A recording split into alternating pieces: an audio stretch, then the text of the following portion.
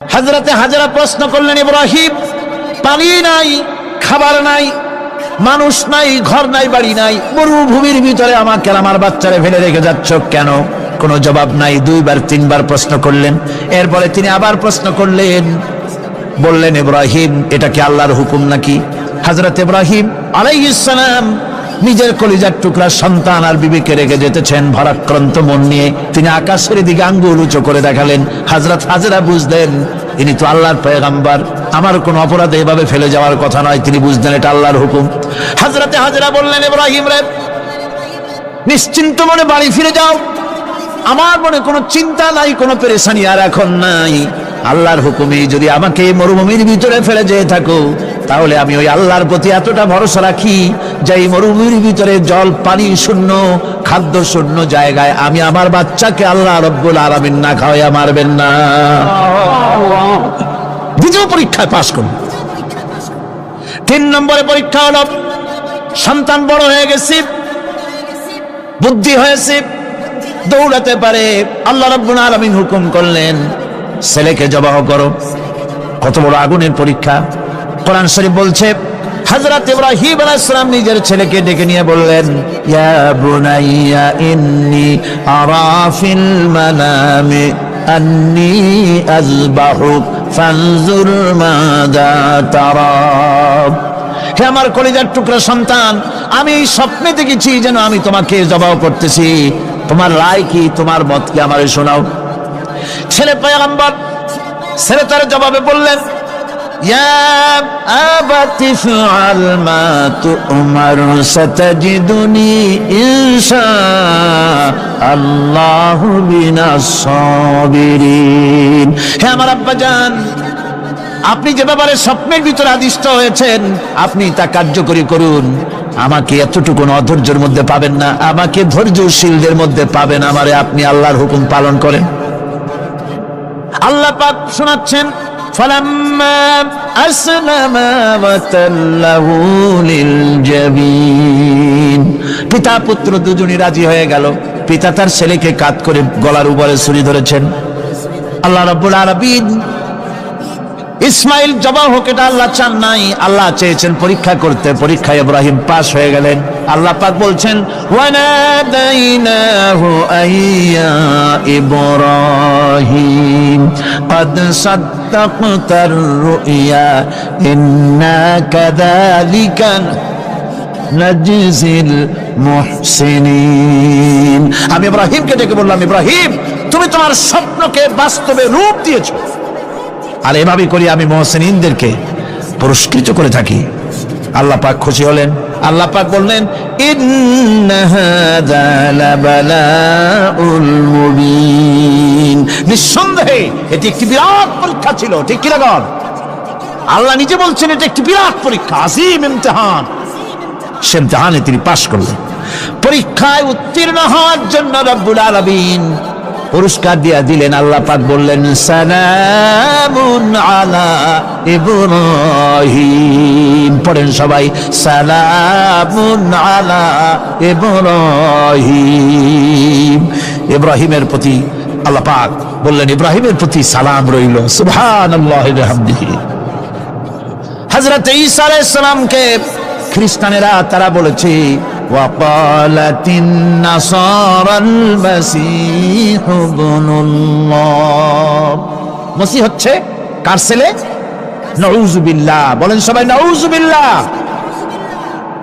তাকে যখন আল্লাহর ছেলে বলা হলো, আল্লাহর পুত্র বলা হলো, রব্বুল আলামিন তার জবাবে বললেন, ইন হুয়া ইল্লা আবদুন আনআমনা আলাইহি। তিনি তো একজন বান্দা, তিনি আমার বান্দা ছাড়া আর কিছুই নন। আমি তার প্রতি অনুগ্রহ করেছি। বান্দা, আমার বান্দা। আল্লাহ পাকের বান্দা হওয়ার ব্যাপারে কোন মানুষের লজ্জা থাকার কথা নয়। এমনকি আল্লাহ পাক ঈসা আলাইহিস সালাম সম্পর্কে বলছেন, লা ইয়াস্তানকিফাল মাসীহু আইয়াকুনা আবদান লিল্লাহি ওয়ালাল মালাইকাতুল মুকাররাবুন। মসিহ আল্লাহর বান্দা, তাতে কখনো বিন্দু মাত্র লজ্জা তিনি পোষণ করেন নাই যে আমি আল্লাহর বান্দা, আল্লাহর গোলাম। এটা একটা কথা হইল? এরকম লজ্জা তিনি পোষণ করেননি। এমনকি তার নিকটবর্তী ফেরেশতা যারা, তারাও আল্লাহর বান্দা গোলাম হওয়ার জন্য তাদের ভিতরে কোনো লজ্জা নাই। যারা নাকি আল্লাহর গোলাম, এই ব্যাপারে যাদের মধ্যে লজ্জার সৃষ্টি হয়, আল্লাহর গোলাম এটা কেমন কথা, বান্দা হওয়াটা কেমন কথা, যারা গোলামীকে অস্বীকার করে তাদের সম্পর্কে আল্লাহ পাক বলছেন, ওয়া মাইয়াস্তানকিফ আন ইবাদাতিহি ওয়া ইস্তাকবির ফাসায়াহশুরুহুম ইলাইহি জামিআ। কেউ যদি আল্লাহর বন্দেগী করার ব্যাপারে লজ্জা পোষণ করে, যদি লজ্জার কারণ মনে করে, অহংকার করে, গৌরব করে, তাহলে তারা পালাবে কোথায়, যাবে কোথায়? আমি কিয়ামতের দিন সবগুলিকে এক জায়গায় করে ফেলবো। সুতরাং আল্লাহ পাকের গোলামিতে আল্লাহ যে বান্দা বলে যখন ডাকেন, লজ্জার কোনো কারণ নাই। অহংকার যে করবে সে নিজেকে ধ্বংস করবে। আল্লাহ পাক সব নবীদেরকে নিজের বান্দা বলেছেন। নবীরা কি আল্লাহ পাকের বান্দা। হযরত ইউসুফ আলাইহিস সালাম সম্পর্কে আল্লাহ পাক বলছেন, কাযালিকা লিনাসরিফা আনহু আস-সুআ ওয়াল ফাহশা ইন্নাহু মিন ইবাদিনাল মুখলাসিন। এরূপই ঘটলো যাতে আমি ইউসুফ আলাইহিস সালামকে, আমার বান্দা, তাকে আমি নির্লজ্জতা ইত্যাদি থেকে আমি রক্ষা করেছি। নিশ্চয়ই হযরত ইউসুফ ছিল আল্লাহ পাকের বান্দা, আল্লাহ পাকের আব্দ। রাসূল করিম সাল্লাল্লাহু আলাইহি ওয়াসাল্লাম তিনি হচ্ছেন সর্বশ্রেষ্ঠ আল্লাহর পয়গম্বর। তার থেকে শ্রেষ্ঠ নবী আর কি কেউ আছে? জোরে বলেন, আছে? তার থেকে মাহবুব, তার থেকে শ্রেষ্ঠ আল্লাহর কাছে আর কেউ নাই। সেই নবীকে আল্লাহ রাব্বুল আলামিন কোরআনে কারীমের ভিতরে তাকে আব্দ বলেছেন। কি বলেছেন? অনেকগুলি আয়াত আছে যে আয়াতের ভিতরে আল্লাহ পাক তার নাম নেন নাই, নবী বলেন নাই, রাসূল বলেন নাই, শুধু বলেছেন আব্দ। যেমন ফাআওহা ইলা আবদিহি মা আওহা, অতঃপর তার বান্দার নিকট যা ওহী করার ছিল তা তিনি করলেন। সেই বান্দাকে মুহাম্মদ সাল্লাল্লাহু আলাইহি ওয়াসাল্লাম। অন্য আয়াতে আল্লাহ পাক বলছেন, وأنه لما قام عبد الله يدعوه كادوا يكونون عليه لبدا।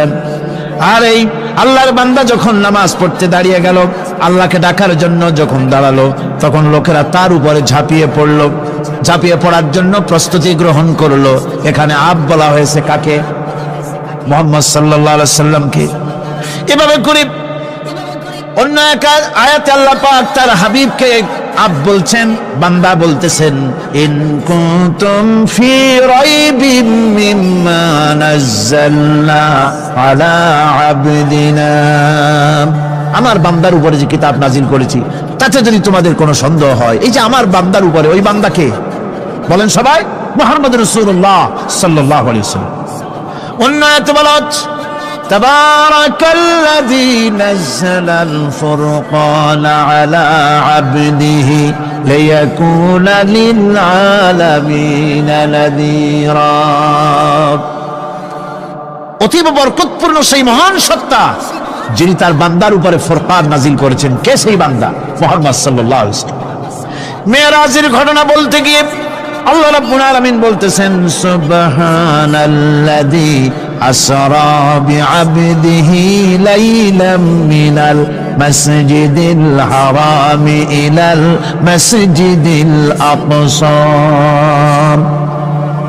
পবিত্র সেই মহান সত্তা যিনি তার বান্দাকে ইসরা করিয়েছেন। কে সেই বান্দা? মুহাম্মদ রাসূলুল্লাহ সাল্লাল্লাহু আলাইহি ওয়াসাল্লাম। সুতরাং আবদিয়াত, ইবাদত, গোলামি, এটা হচ্ছে মানুষের জীবনের সবচেয়ে বড় মর্যাদাকর খেতাব আল্লাহর পক্ষ থেকে আল্লাহর বান্দা হওয়া। গোলামি পরিপূর্ণরূপে হবে কেবলমাত্র আল্লাহ পাকের। এই গোলামির জন্যই আল্লাহ পাক আমাদেরকে সৃষ্টি করেছেন, অন্য কোনো কাজে আমাদেরকে সৃষ্টি করেন নাই। সেই জন্য আমাদেরকে গোলামি করতে হবে, আনুগত্য করতে হবে কেবলমাত্র কার বলুন তো? এই গোলামি যদি সঠিকভাবে করি, যদি বান্দারা যারা আল্লাহ পাকের বান্দা বলে, গোলাম বলে নিজেদেরকে দাবি করে, যদি সঠিকভাবে ইবাদতটা করা যায়, তাহলে আল্লাহ তাদের জন্য কি ওয়াদা করেছেন শুনুন। দুনিয়ায় তাদেরকে আল্লাহ পুরস্কার দেবেন, আখেরাতেও দেবেন, এটা বন্ধ করে। দুনিয়া এবং আখেরাতে আল্লাহ পুরস্কার দেবে। সে পুরস্কারটা কি? দুনিয়ার পুরস্কারটা আগে শোনেন। আল্লাহ পাক বলেন, যারা আমার ইবাদত করবে তাদের ব্যাপারে আমার ওয়াদা শোনো। ওয়াদাল্লাহুল্লাযীনা আমানু ওয়া আমিলুস সালিহাতি লায়াস্তাখলিফান্নাহুম ফিল আরদি কামাস্তাখলাফাল্লাযীনা মিন ক্বাবলিহিম। তোমাদের মধ্যে যারা ঈমান এনেছে এবং সৎ কাজ করেছে, আল্লাহ রাব্বুল আলামিন তাদের ব্যাপারে আল্লাহর ওয়াদা হচ্ছে, আল্লাহর প্রতিজ্ঞা হচ্ছে, আল্লাহ ওয়াদা করতেছেন তাদেরকে জমিনের উপরে প্রতিষ্ঠিত করবেন। যেমন করে তোমাদের পূর্বপুরুষদেরকে প্রতিষ্ঠিত করা হয়েছিল, ওইভাবে তোমাদেরকে প্রতিষ্ঠিত করা হবে। সুবহানাল্লাহ। প্রতিষ্ঠিত করা হবে মানে রাষ্ট্র ক্ষমতা দেওয়া হবে। কি দেওয়া হবে? যদি গোলাম হও, যদি কি হও? গোলাম। আল্লাহ পাক বলছেন শুধু তাই নয়, আমি আমার দিনকে যারা প্রতিষ্ঠা করবে, আমার গোলামেরা যদি, আমার বান্দারা সঠিকভাবে যদি আমার গোলামি করে, ঈমান আনে, আমলে সালেহ করে, নেক কাজ করে, আমি তাদেরকে রাষ্ট্র প্রতিষ্ঠার সুযোগ করে দেব। আর তাদের জন্য ভীতির পরিবর্তে, সন্ত্রাসের পরিবর্তে শান্তি কায়েম করে দেব। সুবহানাল্লাহ। وَلَيُمَكِّنَنَّ لَهُمْ دِينَهُمُ الَّذِي ارْتَضَىٰ لَهُمْ وَلَيُبَدِّلَنَّهُم مِّنْ خَوْفِهِمْ أَمْنًا। তাদের দিনকে তারা নিজেদের জন্য যা পছন্দ করেছে অবশ্যই তিনি তা কায়েম করে দিবেন, এবং সন্ত্রাস আর ভীতির পরিবর্তে আল্লাহ নিরাপত্তা দান করবেন। জোরে কোন সুবহানাল্লাহ। সন্ত্রাস বন্ধ হবে, চুরি, ডাকাতি, জেনা, ব্যভিচার সব বন্ধ হয়ে যাবে। তোমরা ক্ষমতায় থাকবে, তোমরা ডমিনেটেড হবে না, তোমরা ডমিনেট করবে। গোটা পৃথিবীকে শাসন করবে, শাসিত তোমরা হবে না। আর ভীতির পরিবর্তে নিরাপত্তা তোমরা লাভ করবে। কি করলে? ইয়াবুদুনানি লা ইউশরিকুনা বি শাইআ। সুতরাং তারা যেন আমার ইবাদত করে এবং আমার সঙ্গে যেন কাউকে শরীক না করে। আল্লাহ বলছেন, তোমরা যদি আমার সাথে শরীক না করো, ইবাদতের মধ্যে কাউকে যদি শরীক স্থাপন না করো, আর যদি তোমরা আমার ইবাদতটা সলিড ভাবে আমার জন্যই করো, তাহলে রাষ্ট্র ক্ষমতা তোমাদের হাতে আসবে, সন্ত্রাস নির্মূল হবে, শান্তি প্রতিষ্ঠিত হবে। এই হচ্ছে দুনিয়ার পুরস্কার। এটা কিসের পুরস্কার? আর আখিরাতের পুরস্কারের কথা বলা হচ্ছে। ومن يطع الله ورسوله ويخشى الله ويتقه فأولئك هم الفائزون। যে ব্যক্তি আল্লাহ এবং রাসূলের আনুগত্য করেছে, আল্লাহকে ভয় করে চলেছে, তার গজব থেকে বেঁচে রয়েছে, সেই হচ্ছে সফল কাম। সফল কাম মানে কি? কিয়ামতের দিন আল্লাহ পাক তাদেরকে জান্নাত দান করবেন। আল্লাহ পাক তাদেরকে কিয়ামতে কি দিবেন? জান্নাত দিবেন, চিরস্থায়ী শান্তির জায়গা, সেই জান্নাত লাভ করা যাবে। আজ ইবাদতের এই যে গুরুত্বপূর্ণ ইবাদত, এই ইবাদতের ভুল অর্থ সমাজের ভিতরে ছড়িয়ে আছে। সাধারণ মানুষের ভুল করেছে, অসাধারণ মানুষেরাও ইবাদতের ভুল অর্থ করে ভুলের মধ্যে নিমজ্জিত আছে বিরাট সংখ্যক লোকেরা। সাধারণ মুসলমানেরা তারা যে ভুলটা করলো ইবাদতের অর্থ করতে গিয়ে, সেটা হলো এই, সাধারণ লোকেরা মনে করলো কয়েকটা অনুষ্ঠানের নাম হচ্ছে ইবাদত, নামাজ, রোজা, হজ, যাকাত, সাদকা, ফিতরা, এর নাম হলো ইবাদত। অনুষ্ঠান শেষে তারা নিজেদেরকে স্বাধীন মনে করলো। তারা আল্লাহ পাকের প্রত্যেকটি আইনের ধারাকে লঙ্ঘন করলো। বছরে একবার রোজা রেখে, বছরে 1 মাস রোজা রেখে মনে করলো ইবাদত শেষ। 5 ওয়াক্ত নামাজ পড়ে মনে করলো ইবাদত শেষ। আমি প্রশ্ন করি, 5 ওয়াক্ত নামাজের নামই যদি হয় ইবাদত, 5 ওয়াক্ত নামাজের নামই ইবাদত, এটাই যদি হয়, তাহলে 5 ওয়াক্ত নামাজ পড়তে সময় লাগে কত? উজু টুজু করে বড় জোর 1-1.5 ঘন্টা সময় লাগে 5 ওয়াক্ত নামাজ পড়তে। তো এর নাম যদি হয় ইবাদত, তার অর্থ কি দাঁড়াবে? অর্থ দাঁড়াবে আপনি 24 ঘন্টার ভিতরে 1 থেকে 1.5 ঘন্টার জন্য আল্লাহর গোলাম, বাকি 22 ঘন্টার জন্য শয়তানের গোলাম হতে কেউ রাজি আছেন? রোজার নামই যদি হয় শুধু ইবাদত, তাহলে তার অর্থ দাঁড়াবে বছরের ভিতরে 1টা মাসের জন্য আপনি আল্লাহর গোলাম, আর 11 মাসের জন্য শয়তানের গোলাম হতে কেউ রাজি আছে? তাহলে বিষয়টা কি? বিষয়টা হচ্ছে নামাজ, রোজা, হজ, যাকাতি শুধুমাত্র ইবাদত নয়, আনুষ্ঠানিক ইবাদত তো বটেই, কম্পালসারি ইবাদত তো বটেই, কিন্তু শুধুমাত্র নামাজ, রোজা, হজ, যাকাত ইবাদত শুধুমাত্র নয়, এগুলি হচ্ছে ইবাদতের পার্ট, ইবাদতের অংশ। বরং জীবনের সব ক্ষেত্রে আল্লাহর হুকুমকে মানার নামই হচ্ছে, ভাইরা আমার, একদিকে নামাজ রোজা করছে, অন্যদিকে আল্লাহর আইনের প্রতিটি ধারাকে লঙ্ঘন করে চলছে, মিথ্যা ওয়াদা করে, মিথ্যা কথা বলে, সুদ খায়, ঘুষ খায়, জেনা করে, এরপরে অন্যের হক নষ্ট করে, প্রতিবেশীর হক নষ্ট করে, হারাম মাল খায়, হকদারের হক নষ্ট করে, প্রতিবেশীর হক নষ্ট করে, জিন্দা মুর্দা মানুষকে নিজের জন্য শক্তিধর বলে মনে করে, এক টুকরা রুটির জন্য অথবা এক ফোঁটা, এক ঘটি পানির জন্য কাফেরের কাছে হাত পেতে দাঁড়ায় থাকে।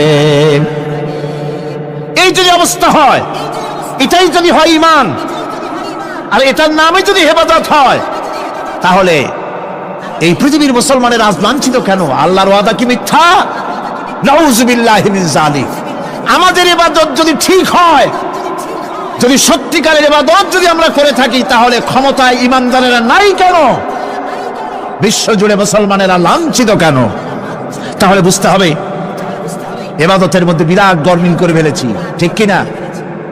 লক্ষ্য করুন, সেই লোকটা হজ করতেছে, উমরা করতেছে, নামাজ পড়তেছে, মসজিদ মাদ্রাসায় চাঁদা দিতেছে, ওই লোকটি আবার ব্যাংকের থেকে সুদের টাকা নিয়ে ব্যবসা চালাইতেছে। ব্যবসা ঠিক রাখার জন্য, ইনকাম ট্যাক্স ফাঁকি দেওয়ার জন্য ব্যবসায়ীরা 2 ধরনের 3 ধরনের খাতা মেনটেন করছে। কথা ঠিক কিনা? মিথ্যা কথা বলছে, ঘুষ দিতেছে, বেশি করে বিদ্যুতের বিল যাতে না আসে সেজন্য যারা বিদ্যুৎ লাইনে আছে তাদেরকে পয়সা দিয়ে ম্যানেজ করতেছে, ঠিক কিনা? আমি পার্লামেন্টে বলেছি বিদ্যুৎ বাইরের থেকে আনতে হবে না, ঘুরে ঘুরে আবার বিদ্যুতের কথা আসে। বিদ্যুৎ আনা লাগবে না, কারণ আমার দেশে চাহিদা হচ্ছে 2500 মেগাওয়াট, সেখানে 1800 মেগাওয়াট আমাদের আছে। আরেকদিকে 4টা বিদ্যুৎ প্রকল্প বন্ধ হয়ে আছে। ওই 4টি বন্ধ হওয়া প্রকল্প যদি চালু করা যায়, তাহলে 2900 মেগাওয়াট বিদ্যুৎ উৎপাদিত হতে পারে বলে বিশেষজ্ঞরা বলেছেন। তাহলে আমাদের উদ্বৃত্ত 400 মেগাওয়াট থেকে যাবে। এইটাকে বাইরের থেকে আনার কোনো দরকার নাই। বিদ্যুতের অপচয় বন্ধ করুন, বিদ্যুতের চুরি বন্ধ করেন। মিল কল কারখানা যাদের আছে, লক্ষ লক্ষ টাকা বিদ্যুৎ বিল হয়, কিন্তু লাইনম্যানদের সঙ্গে ম্যানেজ করে গভর্নমেন্টকে ফাঁকি দেওয়া হচ্ছে, ঠিক কিনা? তোমার নামাজের দাম কি? তোমার হজের 4 পয়সা দাম নাই। তুমি রাষ্ট্রকে ফাঁকি দিয়েছ, তুমি জনগণকে ফাঁকি দিয়েছ, তুমি দেশের শত্রু। টেলিফোনের বিল 1000 হাজার টাকা, লাখ টাকার বেশি বিল হয়, লাইনম্যানের সঙ্গে ম্যানেজ করে 500, 700, 2000 টাকা দিয়ে সারিয়ে দেয়, ঠিক কিনা? এরা জাতির শত্রু, দেশের শত্রু। এদেরকে ফায়ারিং স্কোয়াডে নিয়ে ক্রাশ ফায়ার করে উড়ায় দেওয়া উচিত। এরা দেশের দুশ্মন। আজ সিস্টেম লসের নাম দিয়া বিদ্যুৎ চুরির আরেক ব্যবস্থা করা হয়েছে। সিস্টেম লস করে ওনারা নিজেরা, আর এর ভোগান্তি জনগণকে করতে হয়। কসাইয়ের মতো ছুরি দিয়া জবাও করে জনগণের কাছ থেকে সিস্টেম লসের চার্জ আদায় করা হয়। আমি পার্লামেন্টে বলেছি, মাননীয় স্পিকার, সিস্টেম লস এই নামটা উঠায় দেন, এই প্রথা বন্ধ করে দিন। বিদ্যুৎ ধার করা লাগবে না, আল্লাহ আমাদের দেশে যথেষ্ট দিছে, কোনো জিনিসের অভাব নাই। এখানে গ্যাস আছে, তেল আছে, বিদ্যুৎ আছে, পাট আছে, চা আছে, নাই কি? অন্তত 8.5 কোটি টাকার কাগজ গুদামের মধ্যে বন্দী হয়ে আছে। ভারতকে ক্ষতি করার জন্য সে দেশ থেকে কাগজ এনে খবরের কাগজ ছাপানো হচ্ছে, আর 8.5 কোটি টাকার কাগজ নষ্ট হয়ে যাচ্ছে আমার দেশের কাগজ। সুতরাং বলতেছিলাম একথাই বলতেছিলাম যে ঈমান আল্লাহর গোলাম হতে হলে ভুল করে বসেছি ইবাদতের অর্থ করতে, শুধু নামাজ, রোজা, হজ, যাকাত, মাজারে কিছু চাঁদা দেওয়া, আগরবাতি, মোমবাতি, চাদর একটা দিয়া পীর সাহেবের 10,000 টাকা চান্দা দিয়া মোছে তেল মাই খেয়া দাঁত বাড়ি করে হাসে। বেহেশতে তো গেছি, আর দেরি কত? বেহেশতে তুমি যাবা এত সহজ? দেশকে ফাঁকি দিছো, দেশকে ফাঁকি দিয়েছো, জনগণকে ফাঁকি দিয়েছো, নিজের মেয়েকে ফাঁকি দিয়েছে। বিবাহের সময় টাকা পয়সা দিয়া বিবাহ টিবাহ করায় দিল। ব্যবসা, ধানি সম্পত্তি, বাড়ির সম্পত্তি সব ছেলেদেরকে দিয়ে দিল, মেয়েটারে ফাঁকি দিয়ে দিল। দেয় না এরকম? ফুপুকে ফাঁকি দিল, বোনকে ফাঁকি দিল। এরপরে মোনাজাত করে সবে বরাতে, আল্লাহ আমারে বেহেশত দিও। ফেরেশতারা কয় মর তুই আগে, বেহেশত তোরে কেমনে দেয় ভালো করে দেখাই দেব। বেটা তুই যাবি বেহেশতে? এত সোজা? ওটা মামু বাড়ির বারান্দা নাকি? এত সহজ নয়। সুতরাং সাধারণ মানুষ মারাত্মক ভুল করেছে এখানে। নামাজ, রোজা, হজ, যাকাত ইবাদত, আর কিছু কি ইবাদত মনে করে নাই? আপনার চাকরি আপনার ইবাদত, চাকরিতে ফাঁকি দেওয়া যাবে না। আপনি সুস্থ মানুষ, মেডিকেল লিভ নিয়ে ওয়াজ মাহফিল অথবা কোনো ইজতেমায় যাওয়া যাবে না, কোনো চেল্লা দিতে যাওয়া যাবে না। মেডিকেল লিভ নিয়ে আপনি সুস্থ মানুষ, কেন আপনি মেডিকেল লিভ নিচ্ছেন? আপনি ফাঁকি দিতে পারবেন না। সরকারি চাকরি করেন, মিল কল কারখানায় চাকরি করেন, ফরজ নামাজ পড়েছেন ভালো কথা, সুন্নাত পড়েছেন ভালো কথা, নফল পড়বেন না। জোহরের নফল পড়া বাদ দিন। যদি আপনি চাকরিজীবী হন, চাকরি করেন, ওটাই ইবাদত। এর নাম ইসলাম, এর নাম ইসলাম। গভর্নমেন্ট যে বেতন দেয় সেই বেতনের উপরে সন্তুষ্ট থাকুন, ঘুষ খাইয়েন না। যদি বেশি বেতন লাগে গভর্নমেন্টের কাছে দাবি জানান, আমাদের বেতন বাড়ায় দাও। ঘুষ খাবেন কেন? হারাম। জোরে করে এটা কি? এই ঘুষের টাকা, ঘুষের টাকা মাজারে দিয়া, পীরেরে দিয়া আল্লাহরে খুশি করবেন, এত সহজ না, এত সহজ না। সেই জন্য আমি সব ভাইদের খেদমতে আরজ করব, ইবাদত হচ্ছে জীবনের সব ক্ষেত্রে গোলামি, সকল ক্ষেত্রে গোলামি। চাকরিতে, অফিসে, আদালতে, কলকারখানায়, ক্ষেত খামারে, পার্লামেন্টে, সেক্রেটারিয়েটে, সেনানিবাসে, স্কুলে, কলেজে, বিশ্ববিদ্যালয়, সর্বত্র গোলামি কার? আল্লাহ পাকের। রিজকে হালাল করতে হবে, উপার্জনকে হালাল করতে হবে, সত্যিকারের আল্লাহর গোলাম হতে হবে।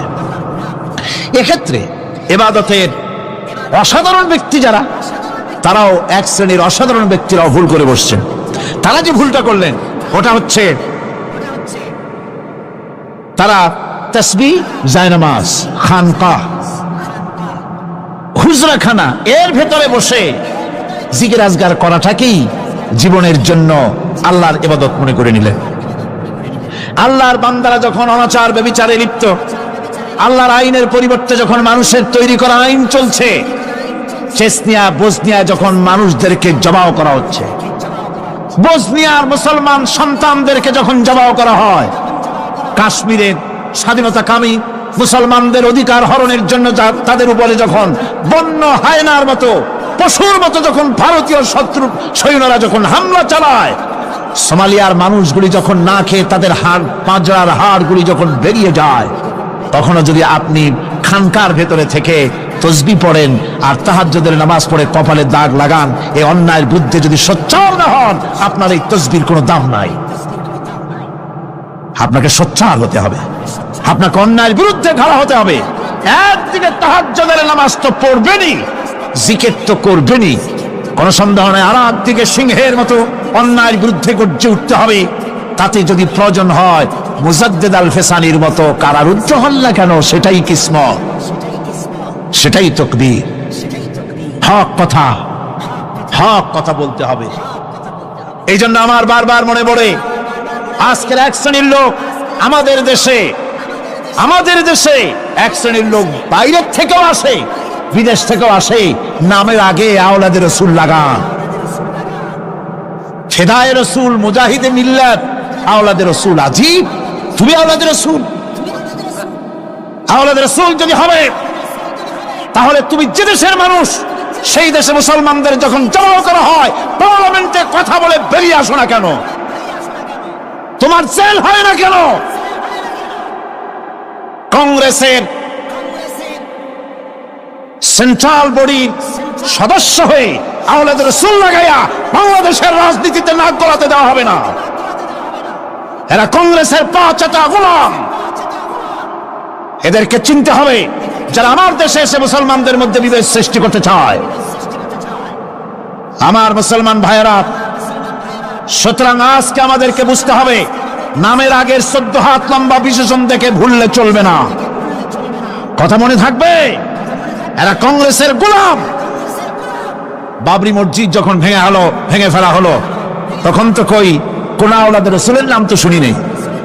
তখন তো নামটা শুনছি ওই বুখারী বেটার, বাপের বেটা ইমাম বুখারী। তিনি বলেছেন, আমি ভারতের দিল্লির জুমা মসজিদের ইমাম শুধু নই, আমি ভারতের 18 কোটি মুসলমানের ইমাম। বাবরি মসজিদকে গড়ে দিতে হবে। কোরআন শরীফের বিরুদ্ধে যখন কলকাতা হাইকোর্টে কেস করা হয়েছিল কোরআনকে ব্যান করার জন্য, সেদিন তো কোনো আওলাদ রাসূলের নাম শুনি নাই। সেদিন তো ওই বুখারী বেটাই বলেছেন, ভারতের হাইকোর্ট থেকে কোন জাজ, কোন বিচারক যদি কোরআন শরীফ ব্যান করা হলে বলে এই কথাটি উচ্চারণ করে, তাহলে আমি তাকে পায়ের তলে পাড়িয়ে ধরে বাম হাত দিয়ে তার জিহ্বাটা টেনে ছেড়ে ফেলে দেব।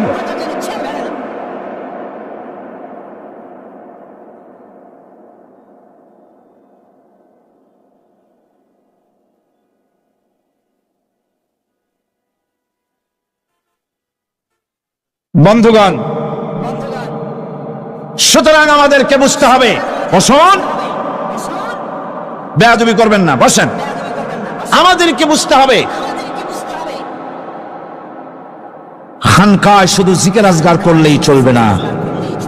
হযরতে শাহজালাল রহমতুল্লাহ আলাইহি এক হাতে ছিল তরবারি, আর এক হাতে ছিল কোরআন।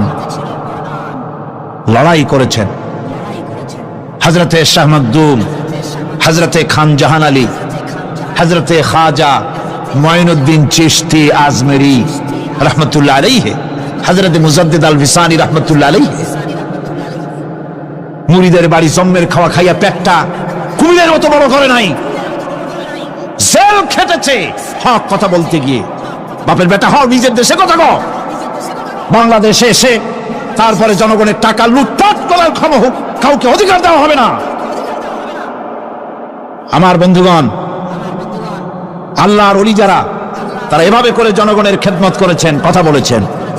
সুতরাং শুধু জিকির আজগার করলেই হবে না, হক কথা বলতে হবে স্পষ্ট করে।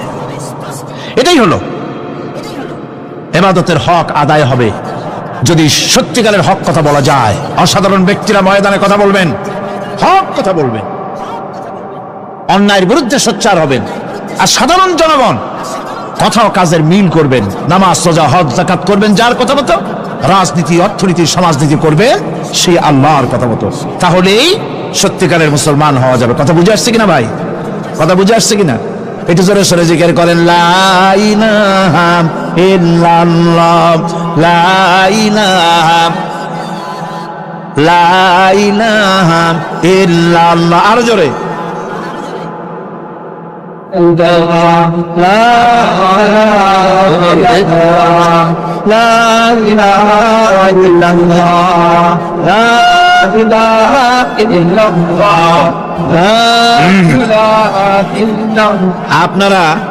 আপনারা যদি মাথা উঠাইয়া দেখতে থাকেন তো কি দেখবেন? মানুষের মাথা আর টুপি ছাড়া তো কিছুই দেখা যাবে না।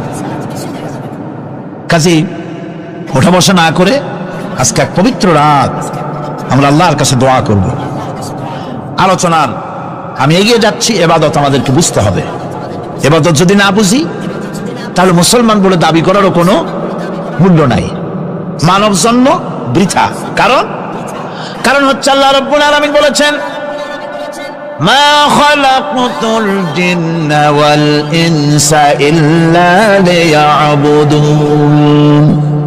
মানুষ আর জিন জাতিকে আমি সৃষ্টি করেছি আমার গোলামির জন্য। কার গোলামি? ওই গোলামির পূর্ণাঙ্গ নমুনা যদি জানতে চাই, পূর্ণাঙ্গ নমুনা দৃষ্টান্ত লাগবে। কাকে অনুসরণ করব? পূর্ণাঙ্গ ইবাদতের আল্লাহর গোলামির পূর্ণাঙ্গ নমুনার জন্য কোরআনে কারিমে দৃষ্টান্ত সেট করা হয়েছে। হযরত ইব্রাহিম আলাইহিস সালামের আল্লাহ পাক বলেন, ইয ক্বালা লাহু রাব্বুহু আসলিম ক্বালা আসলামতু লিরাব্বিল আলামিন। তার অবস্থা এই ছিল। কার? ইব্রাহিম আলাইহিস সালাম। তার অবস্থা এই ছিল যে তার রব যখন তাকে বললেন আনুগত্যের মস্তককে অবনত করে দাও, তিনি বললেন আমি আমার বিশ্বপালকের সামনে মাথাটা নত করে দিলাম। সুবহানাল্লাহ, কোন শর্ত ছাড়াই মাথা নিচু করে দিলাম। এই পন্থায় তিনি যে পন্থাটা অবলম্বন করেছিলেন, এই পন্থায় চলার জন্য তার সন্তানদেরকেও তিনি হুকুম করেছিলেন। ووصى بها إبراهيم ببنيه ويعقوب يا بني إن الله اصطفى لكم الدين فلا تموتن إلا وأنتم مسلمون। ইয়াকুব এবং ইব্রাহিম আলাইহিস সালাম তার সন্তানদেরকে এই উপদেশ দিয়েছিলেন যে তিনি বলেছিলেন, হে আমার সন্তানেরা, আল্লাহ ছাড়া তোমাদের জন্য আল্লাহ পাক এই দ্বীনকে মনোনীত করেছেন। আল্লাহ পাকের আনুগত্য করবে, তার দ্বীনের প্রতি সারেন্ডার করবে। আর খবরদার মুসলমান না হয়ে যেন তোমরা মরে যেও না। মৃত্যু মুসলমান অবস্থায় থাকবে, অর্থাৎ মৃত্যু পর্যন্ত থাকবে কি অবস্থায়? মুসলমান অবস্থায়। أم كنتم شهداء إذ حضر يعقوب الموت إذ قال لبنيه ما تعبدون من بعدي।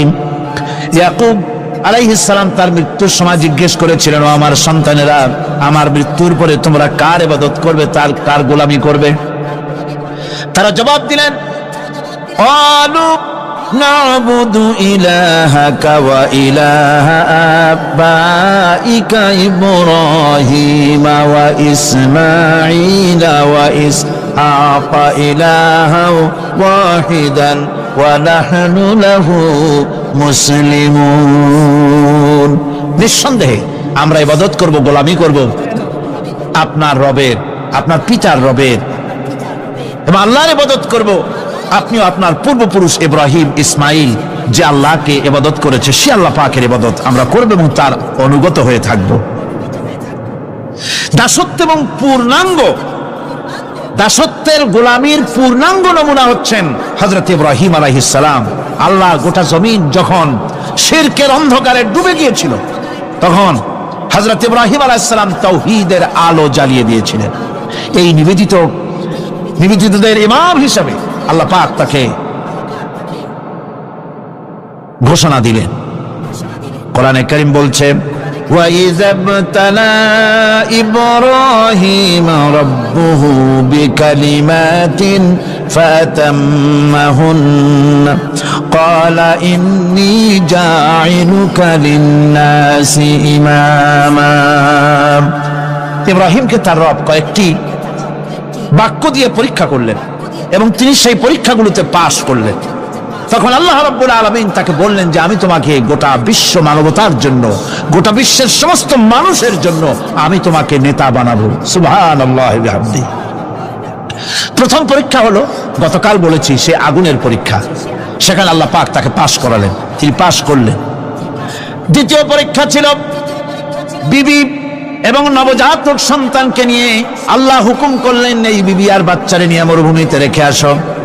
মরুভূমিতে যেখানে ঘর নাই, বাড়ি নাই, সেই জায়গায় বিবি এবং বাচ্চাকে রেখে যাওয়ার সময় তিনি বললেন, রব্বানা ইন্নী আসকানতু মিন যুররিয়াতি বিওয়াদিন গায়রি যী যাররিন ইনদা বাইতিকাল মুহাররাম। হে আল্লাহ রাব্বুল আলামিন, আমি পানি এবং তরুলতাবিহীন এক মরুভূমির ভিতরে আমার বংশের একটি অংশকে এখানে রেখে গেলাম।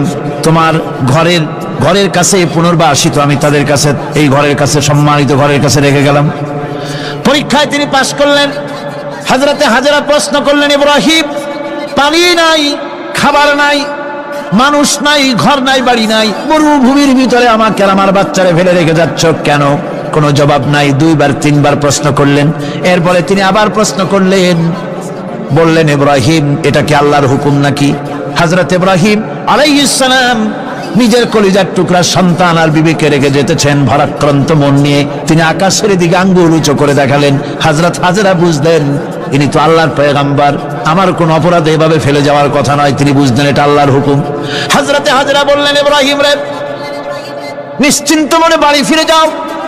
আমার মনে কোনো চিন্তা নাই, কোনো পেরেশানি আর এখন নাই।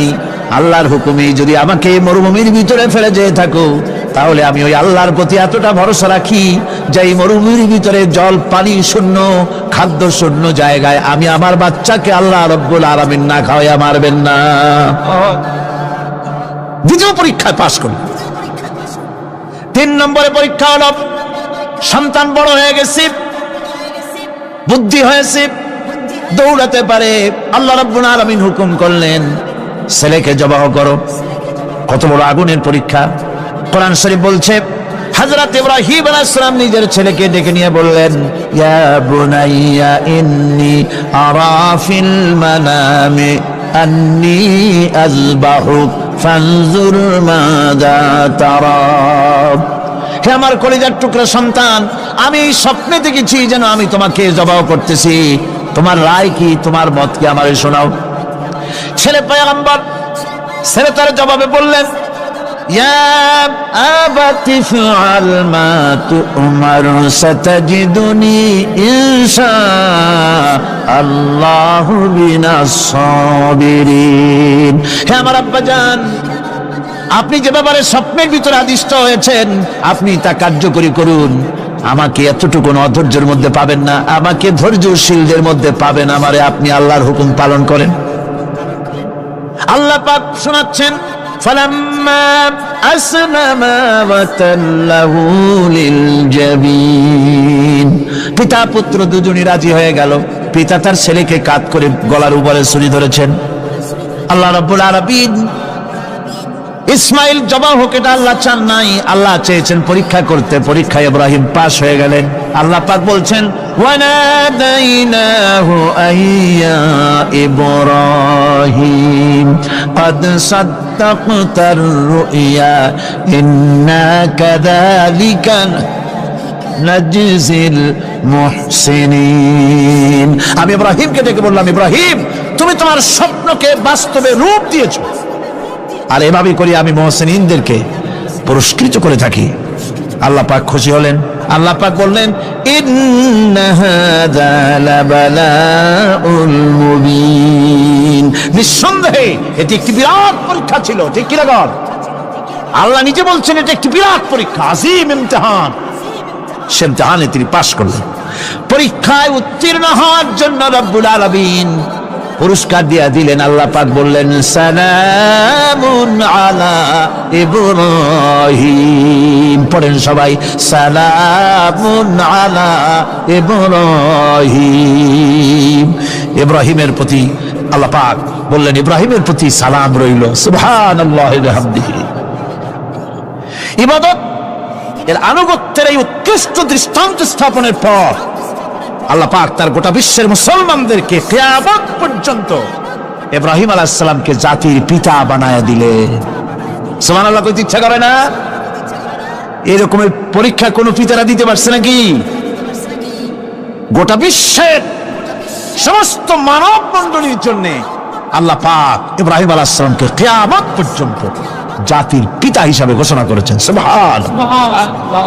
মিল্লাতা বিকুম ইব্রাহিম ওয়া সাম্মাকুমুল মুসলিমিন।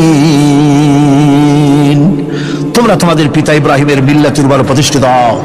আল্লাহ পাক বলছেন, তোমাদের পিতা ইব্রাহিমের মিল্লাতের উপর প্রতিষ্ঠিত হও, আর আল্লাহ তোমাদের নাম রেখেছে মুসলমান। তোমরা হচ্ছে মুসলমান। আমাদের পরিচয়, ওই যে পরিচয়ের কথা আগে হয়ে গেছে, আমাদের পরিচয় আমরা মুসলমান। আমাদের পরিচয় কি? মুসলমান। এটা প্রথম পরিচয়। ইবাদতের পূর্ণাঙ্গ মাপকাঠি হিসেবে আল্লাহ পাক হযরত ইব্রাহিম আলাইহিস সালামকে দুনিয়াবাসীর সামনে পেশ করেছেন। কোরআন বলছে, ইহুদি এবং খ্রিস্টানেরা মুসলমানদেরকে বিভ্রান্ত করতে চায়। তারা বলে, ওয়াকালু কুনু হুদান আও নাসারা তাহতাদু কুল বাল মিল্লাতা ইব্রাহিমা হানিফা ওয়া মা কানা মিনাল মুশরিকিন। ইহুদিরা বলে, ইহুদি হও তবেই তোমরা সঠিক পথ পাবা। খ্রিস্টানের বলে, খ্রিস্টান হও তবেই তোমরা সঠিক পথ প্রাপ্ত হবে। আল্লাহ পাক বলছেন, এদের সকলকে বলে দাও বরং তোমরা সব পরিত্যাগ করে মিল্লাতে ইব্রাহিমের ভিতরে শামিল হয়ে যাও। এটাই মুক্তির পথ, এটাই নাজাতের পথ, এটাই আল্লাহর পথ। সুবহানাল্লাহি ওয়া বিহামদিহি। এমনকি রাসূল করিম সাল্লাল্লাহু আলাইহি ওয়াসাল্লামকে আল্লাহ পাক বলেছেন, আনিত্তাবি' মিল্লাতা ইব্রাহিম হানিফা, চারদিক থেকে মুখ ফিরিয়ে এনে মিল্লাতে ইব্রাহিমের ভিতরে শামিল হয়ে যাও, তারই অনুসরণ করো। রাসূল করিম সাল্লাল্লাহু আলাইহি ওয়াসাল্লাম ইবাদত বা আনুগত্যের সর্বোৎকৃষ্ট নমুনা হওয়ার কারণে ইব্রাহিম আলাইহিস সালাম সম্পর্কে হুজুর বলেছেন, ইন্না ইব্রাহিমা খায়রুল বারিয়া, রাওয়াহু মুসলিম। রাসূল সাল্লাল্লাহু আলাইহি ওয়াসাল্লাম বলেছেন, ইব্রাহিম হচ্ছেন জগতের সর্বোত্তম ব্যক্তি। সুবহানাল্লাহ। সুতরাং আমাদেরকে ইবাদতের নমুনা হিসেবে ইব্রাহিম আলাইহিস সালামকেও মানদণ্ড হিসেবে দেখতে হবে যে কিভাবে তিনি সারেন্ডার করেছিলেন আল্লাহ পাকের দরবারে। এখন আমি আপনাদের সামনে বলতে চাই, মানুষের জীবনে সবচাইতে বড় দুটি চাহিদা আছে, একটা হচ্ছে খাদ্য আর একটা হচ্ছে নিরাপত্তা। একটা খাদ্য আর একটা কি? নিরাপত্তা। পেট ভরে খাইতে চাই আর চোর ডাকাতের উপদ্রব থেকে নিরাপত্তা পেতে চায়। আইন শৃঙ্খলা পরিস্থিতির উপরে যখন পার্লামেন্টে আলোচনা হচ্ছিল, আমি তখন বলেছি, মাননীয় স্পিকার, আমার দেশের সাধারণ ভোটারদের বড় কোনো আশা আকাঙ্ক্ষা নাই। তারা কোনোদিন বলে না যে আমাদের গুলশানে বাড়ি দিতে হবে সকলের, আমাদেরকে মঙ্গল গ্রহে অফিস বানায় দিতে হবে, বাসেরও গাড়ি দিতে হবে, এগুলি তারা দাবি করে না। যারা ভোট দেয়, কষ্ট করে, মিছিল করে, এই সাধারণ জনগণের দাবি হচ্ছে মিনিমাম দাবি, খুবই কম। তাদের দাবি হলো মোটা সুতার কাপড় চাই ইজ্জত ঢাকার জন্য, পেট ভরে খেতে চাই, পোলাও কোরমা বিরিয়ানির দরকার নাই, আর আশ্রয়ের জন্য ছোট্ট একটু ঘর চাই, চোর ডাকাতের উপদ্রব থেকে নিরাপত্তা চাই। কথা ঠিক কিনা? আমি বললাম, স্পিকার সাহেব, আজ পর্যন্ত যতগুলি গভর্নমেন্ট এসেছে বাংলাদেশে, প্রত্যেকটি গভর্নমেন্ট আমার দেশের জনগণের এই ন্যূনতম দাবি, এই আশা পূরণ করতে ব্যর্থতার পরিচয় দিয়েছে। কেউ পারে নাই। যারাই গেছে তারাই তাদের নিজেদের আখের গোছাবার চেষ্টা করেছেন। সব নিজেকে নিয়ে ব্যস্ত, নিজের লোকদের নিয়ে ব্যস্ত, জনগণ নিয়ে চিন্তা নাই। সুতরাং মানুষের চাহিদা হচ্ছে খাদ্য আর নিরাপত্তা। আমরা কি খাদ্য আর নিরাপত্তা সত্যি কি চাই? চাই। খাদ্য যদি চাই ক্ষুধার সময়, নিরাপত্তা যদি চাই ভীতির সময়, আল্লাহ রাব্বুল আলামিন বলেন কোন গভর্নমেন্ট দিতে পারবে না, দুনিয়ায় কেউ দিতে পারে নাই, পারবেও না। ক্ষুধার সময় যদি খাদ্য চাও, ভীতির সময় যদি নিরাপত্তা লাভ করতে চাও, তাহলে ফালিয়াবুদু রাব্ব হাযাল বাইত, এই ঘরের মালিকের ইবাদত কর। কোন ঘর? কাবা ঘর। বলেন কোন ঘর? কাবা ঘর। কাবা শরীফের মালিকের ইবাদত কর। তাহলে কি হবে? আল্লাযী আত'আমাহুম মিন জু'ইন ওয়া আমানাহুম মিন খাউফ। এই ঘরের মালিকের ইবাদত যদি করো, তাহলে ক্ষুধার সময় তিনি তোমাদেরকে খেতে দিবেন, আর ভীতির সময় তিনি তোমাদের নিরাপত্তা দান করবেন। এ ওয়াদা কার? চিল্লায় বলেন ওয়াদা কার?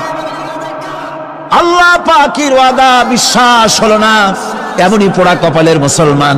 নির্বাচন যখন আসলো, সলিমউদ্দিন সাহেব আসতেন মঞ্চের উপরে, পরিচয় করানো হচ্ছে। এত আপনারা যার বক্তৃতা শোনার জন্য দ্বীপ্রহরের রৌদ্রে কষ্ট করতেছিলেন, এখন সেই সংগ্রামী জননায়ক, বিপ্লবী সন্তান, তিনি এখন আপনাদের সামনে বক্তব্য রাখবেন। উনি দাঁড়ায় বললেন, ভাইয়ার আমার, বোনের আমার, আমি এবার বোতল মার্কা বাক্স নিয়ে দাঁড়াইছি, আমারে সকলে মিলে ভোট দেন। এবার যদি ক্ষমতায় যেতে পারি, না খাইয়া কেউ মরবেন না, কিন্তু কি খাইয়া মরবে তাও কয় না। মানুষেরা এই কথাগুলি বিশ্বাস করলার সমানে ভোট দিল। হায় রে কপাল! আল্লাহ বললেন, আমার ইবাদত কর, আমার গোলামি কর জীবনের সব জায়গায়, তাহলে ক্ষুধার সময় খাইতে পারবি আর ভীতির সময় নিরাপত্তা পাবি। আল্লাহর কথাটা বিশ্বাস হইল না। এই নামাজ পড়ার মুসলমানের দাম আছে, কোন দাম আছে? এ রোজাকার দাম আছে, এ মুসলমান দাবি করার দাম আছে। আল্লাহ রাব্বুল আলামিন তিনি পরিষ্কার করে বলছেন, এই ঘরের মালিকের ইবাদত করো, তিনি ক্ষুধার সময়ে খেতে দিবেন, আর তিনি তোমাদেরকে বিধির সময় নিরাপত্তা দান করবেন।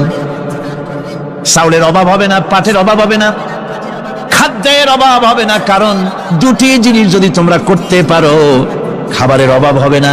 ওয়ালাউ আন্না আহলাল কুরা আমানু ওয়াত্তাকাউ লাফাতাহনা আলাইহিম বারাকাতিম মিনাস সামাই ওয়াল আরদ।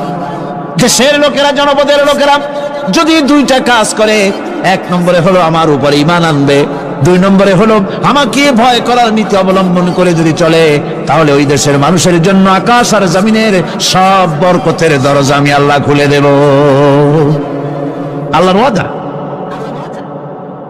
আল্লাহ পাকের নিকট মানুষের সবচাইতে বড় দাবি কি? আল্লাহর কাছে মানুষের সবচাইতে বড় দাবি কি করতে পারেন? আল্লাহ পাকের কাছে মানুষের শ্রেষ্ঠ দাবিটা আল্লাহ নিজেই শিখাই দিয়েছেন। আমার কাছে দাবি কর, ইহদিনাস সিরাতাল মুস্তাকিম। আয় আল্লাহ, একটা সোজা, একটা সরল রাস্তা আমারে দাও, একটা সহজ পথ আমারে দাও। এই কথা সূরা ফাতিহা দাবি করার পর আল্লাহ রাব্বুল আলামিন এই অভিনন্দনের জবাবে, 7টা বাক্যের অভিনন্দনের জবাবে আল্লাহ রাব্বুল আলামিন 30 পারা কোরআন শরীফ নাজিল করে দিলেন। সূরা ফাতিহার এই সওয়ালের জবাবে আল্লাহ পাক বললেন, ওয়া আনি'বুদুনি হাদা সিরাতুম মুস্তাকিম। সোজা রাস্তা চাও, আমার গোলামি করো, ইবাদত করো। সব জায়গায় ইবাদত, গোলামি করাই লাগবে।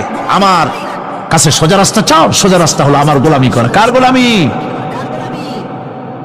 বেহেশতে যেতে চান? আমি আসতে গেলাম বলে আপনারও আসতে জবাব দিলেন। বেহেশতে যেতে চান? সুবহানাল্লাহ। এমন কোন মানুষ আছে নাকি যে বেহেশতে যেতে চায় না? মদ করে যাইতে চায়। সবাই, আমরা সবাই বেহেশতের আশা করি, ঠিক কিনা? আল্লাহ রাব্বুল আলামিন বলেন, বেহেশতে যদি যেতে চাও তাহলেও ইবাদত করা লাগবে, ইবাদত ছাড়া জান্নাতে যাওয়া যাবে না। ফাদখুলি ফি ইবাদি ওয়াদখুলি জান্নাতি। সর্বপ্রথম আমার বান্দার মধ্যে দাখিল হয়ে যা, আমার গোলামির মধ্যে দাখিল হয়, আমার গোলাম হয়, এরপরে আমার জান্নাতে চলে যা। আগে গোলাম হবি, তারপরে কোথায় যাবি? জান্নাতে যাবে। আগে গোলাম হ, আগে গোলামির খাতায় নাম লেখা, আগে সত্যিকারের আমার বান্দা হ, গোলাম, এরপরে জান্নাতে যাওয়া যাবে। জান্নাতে যাইয়া আল্লাহর সাথে কি দেখা করতে চাই?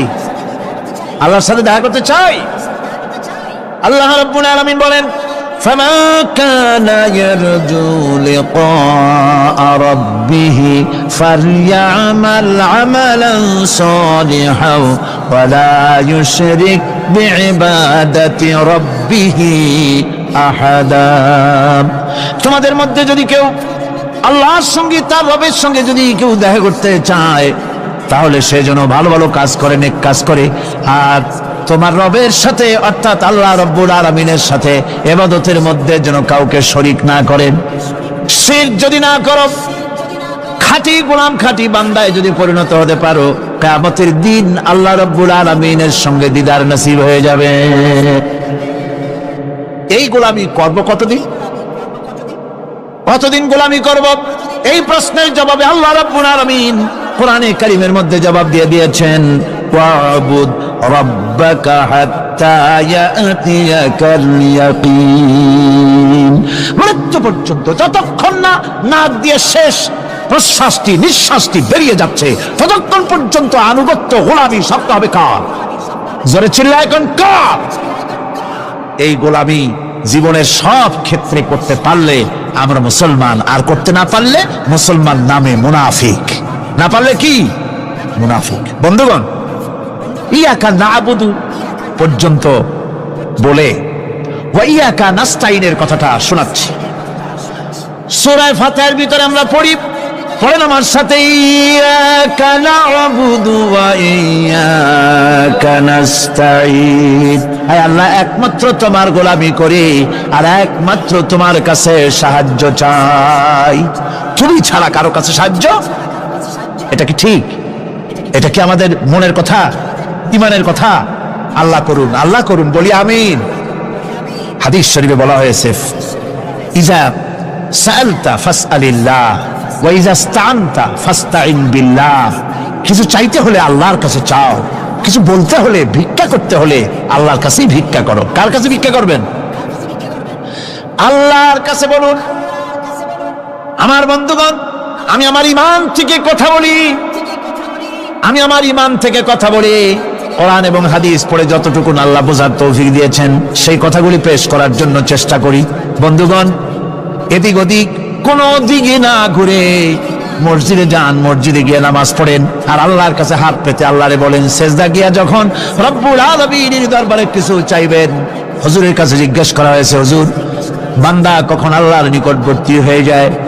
আল্লাহর নবী বলেছেন, বান্দা যখন সেজদা দেয় তখন বান্দা একেবারে আল্লাহ পাকের কাছে চলে যায়। আল্লাহর কাছে চান, যা দরকার, ছেলে নাই, মেয়ে নাই, বউ নাই, অথবা চাকরি নাই, প্রমোশন চাই, ব্যবসায় উন্নতি চাই, যা দরকার কাকে বলবেন? মনটাকে পরিষ্কার করুন, আজকে মনটাকে সাফ করুন, সমস্ত দুর্বলতা থেকে মনকে উঠায় আনো, বিশ্বাস করুন, যা চাওয়া, যা বলা সবটা আল্লাহর কাছে। কার কাছে? আমি তার গোলাম। আমি কার গোলাম? আল্লাহ ছাড়া কারো কাছে আমার অভিযোগ তুলবো না, সবটা বলবো আল্লাহর কাছে। বলে দেখেন, বলে দেখেন আল্লাহ পাক কিভাবে আপনাকে সাহায্য করেন। সুবহানাল্লাহ। ভাইরা আমার, আল্লাহ রাব্বুল আলামিন রাসূল করিম সাল্লাল্লাহু আলাইহি ওয়াসাল্লামকে বলেছেন, ফাইদা ফারাগতা ফানসাব ওয়া ইলা রাব্বিকা ফারগাব। যখন তুমি খালি হাত হয়ে যাবে, দাঁড়িয়ে যাবে এবং তোমার রবের কাছে মিনতি জানাবে, কিছু যখন থাকবে না, তোমার রবের কাছে দাঁড়ায় যাও আর তার কাছে মিনতি জানাও, তোমাকে আল্লাহ ভরপুর করে দিবেন। ভান্ডের কোনো অভাব নাই। আমাদের ভান্ড হচ্ছে যত দেব তত কমবে, আর আল্লাহর ভান্ড যত দেয় তত সমান সমান থাকে, মোটেই কমে না, মোটেই কমে না। সুতরাং দয়াল বাবা, বাবাজান, কেবলাজান বাবা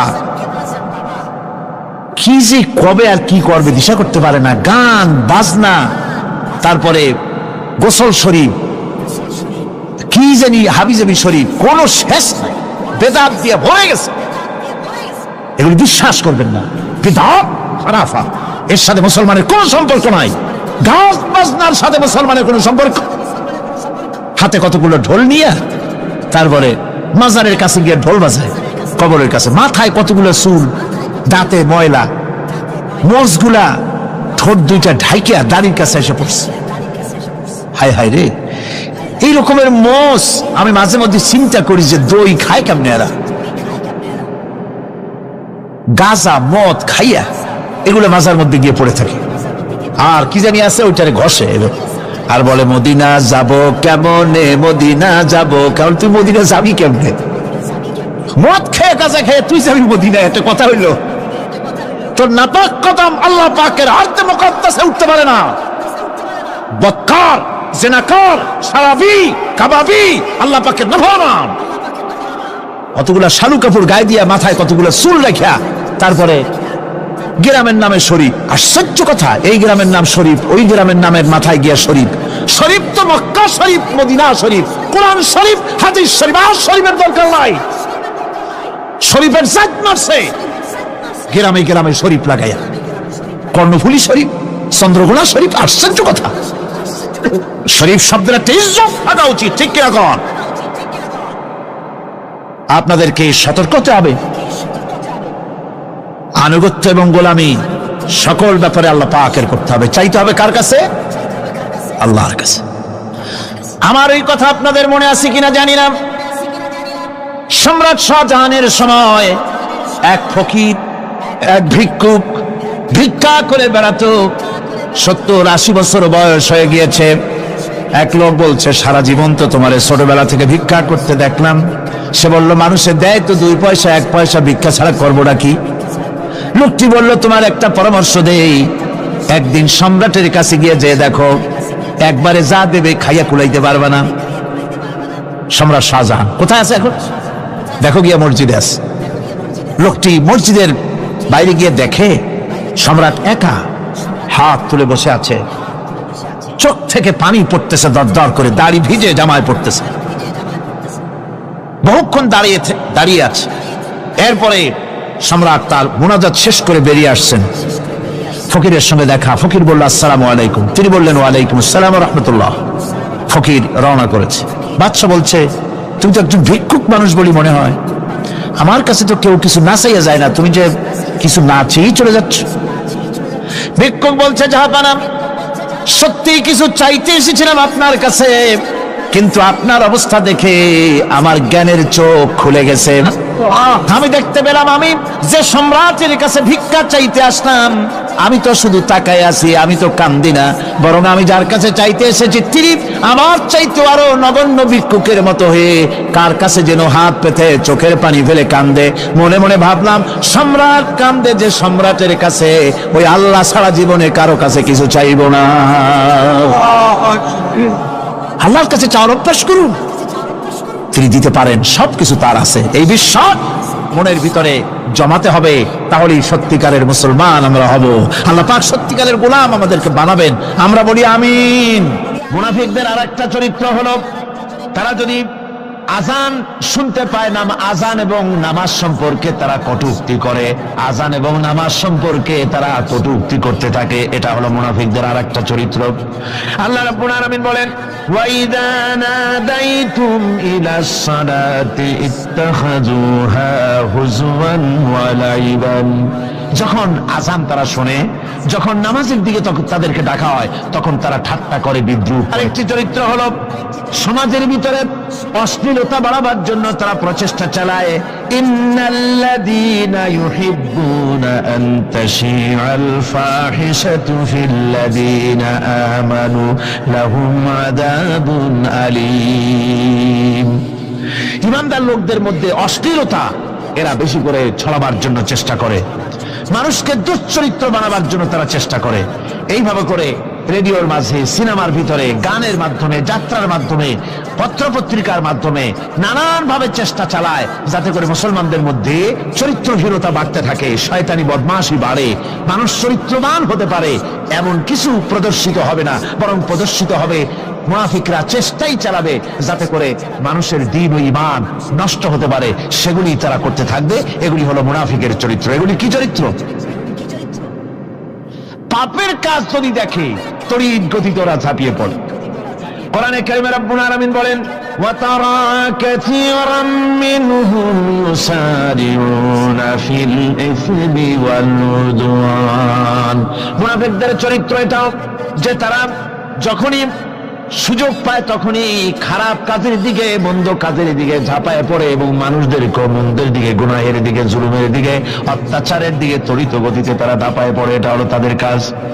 মুনাফিকদের আর একটা চরিত্র হচ্ছে, তারা যদি নামাজ পড়তে দাঁড়ায়, নামাজ তারা পড়ে মানুষকে দেখাবার জন্য, আল্লাহকে খুশি করার জন্য মুনাফিকরা নামাজ পড়ে না। কোরআনে কারিমে বলা হচ্ছে, ওয়াইদা কামু ইলাস সালাতি কামু কুসালা ইউরাউনান নাস। মুনাফিকদের চরিত্র হচ্ছে তারা নামাজে যায় না, যদি যায় তাহলে নামাজের মধ্যে দাঁড়ায় কাহিনী এবং চুস্তি অবস্থায়, নামাজের মধ্যে দাঁড়ায় ইদিক উদিক তাকায়, টুপিটা ঠিক করে, জামাটায় টান দেয়, বগলে চুলকায়, তারপরে নামাজের মধ্যে ইমামকে সতর্ক করে। ইমাম যদি তাশাহুদ পড়তে দেরি করে, ওর নিজের পড়া আগে হয়ে গেছে, ইমাম একটু দেরি করতেছে, তো পিছন থেকে সিগন্যাল মারে। এগুলি নামাজ হচ্ছে।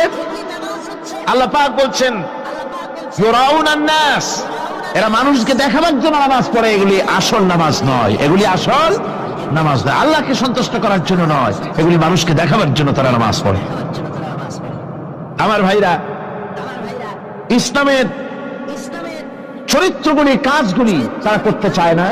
সব সময়ের জন্য ইসলামের সঙ্গে বিরোধিতা করা এবং ইসলামের অপব্যাখ্যা করা, এগুলি হচ্ছে এই মুনাফিকদের চরিত্র, মুনাফিকদের কাজ। মুনাফিকরা চিরটা কাল এভাবে মুসলমানদের সঙ্গে খারাপ ব্যবহার করে এসছে এবং নিজেরা জাহান্নামের পথকে এভাবে তারা করে নিয়েছে। মুনাফিকদের আরেকটি চরিত্র হচ্ছে, জিহাদের নাম শুনলে তাদের কলিজা কেঁপে ওঠে। বুঝলেন? কইছে আপনারা জিহাদ করেন কেন? এমনি সহজ পথে কলেমা পড়িয়া অল্পের মধ্যে বেহেশতে যাওয়া যায়, এরকম একটু দোয়া টোয়া শিখান মুসলমানদেরকে।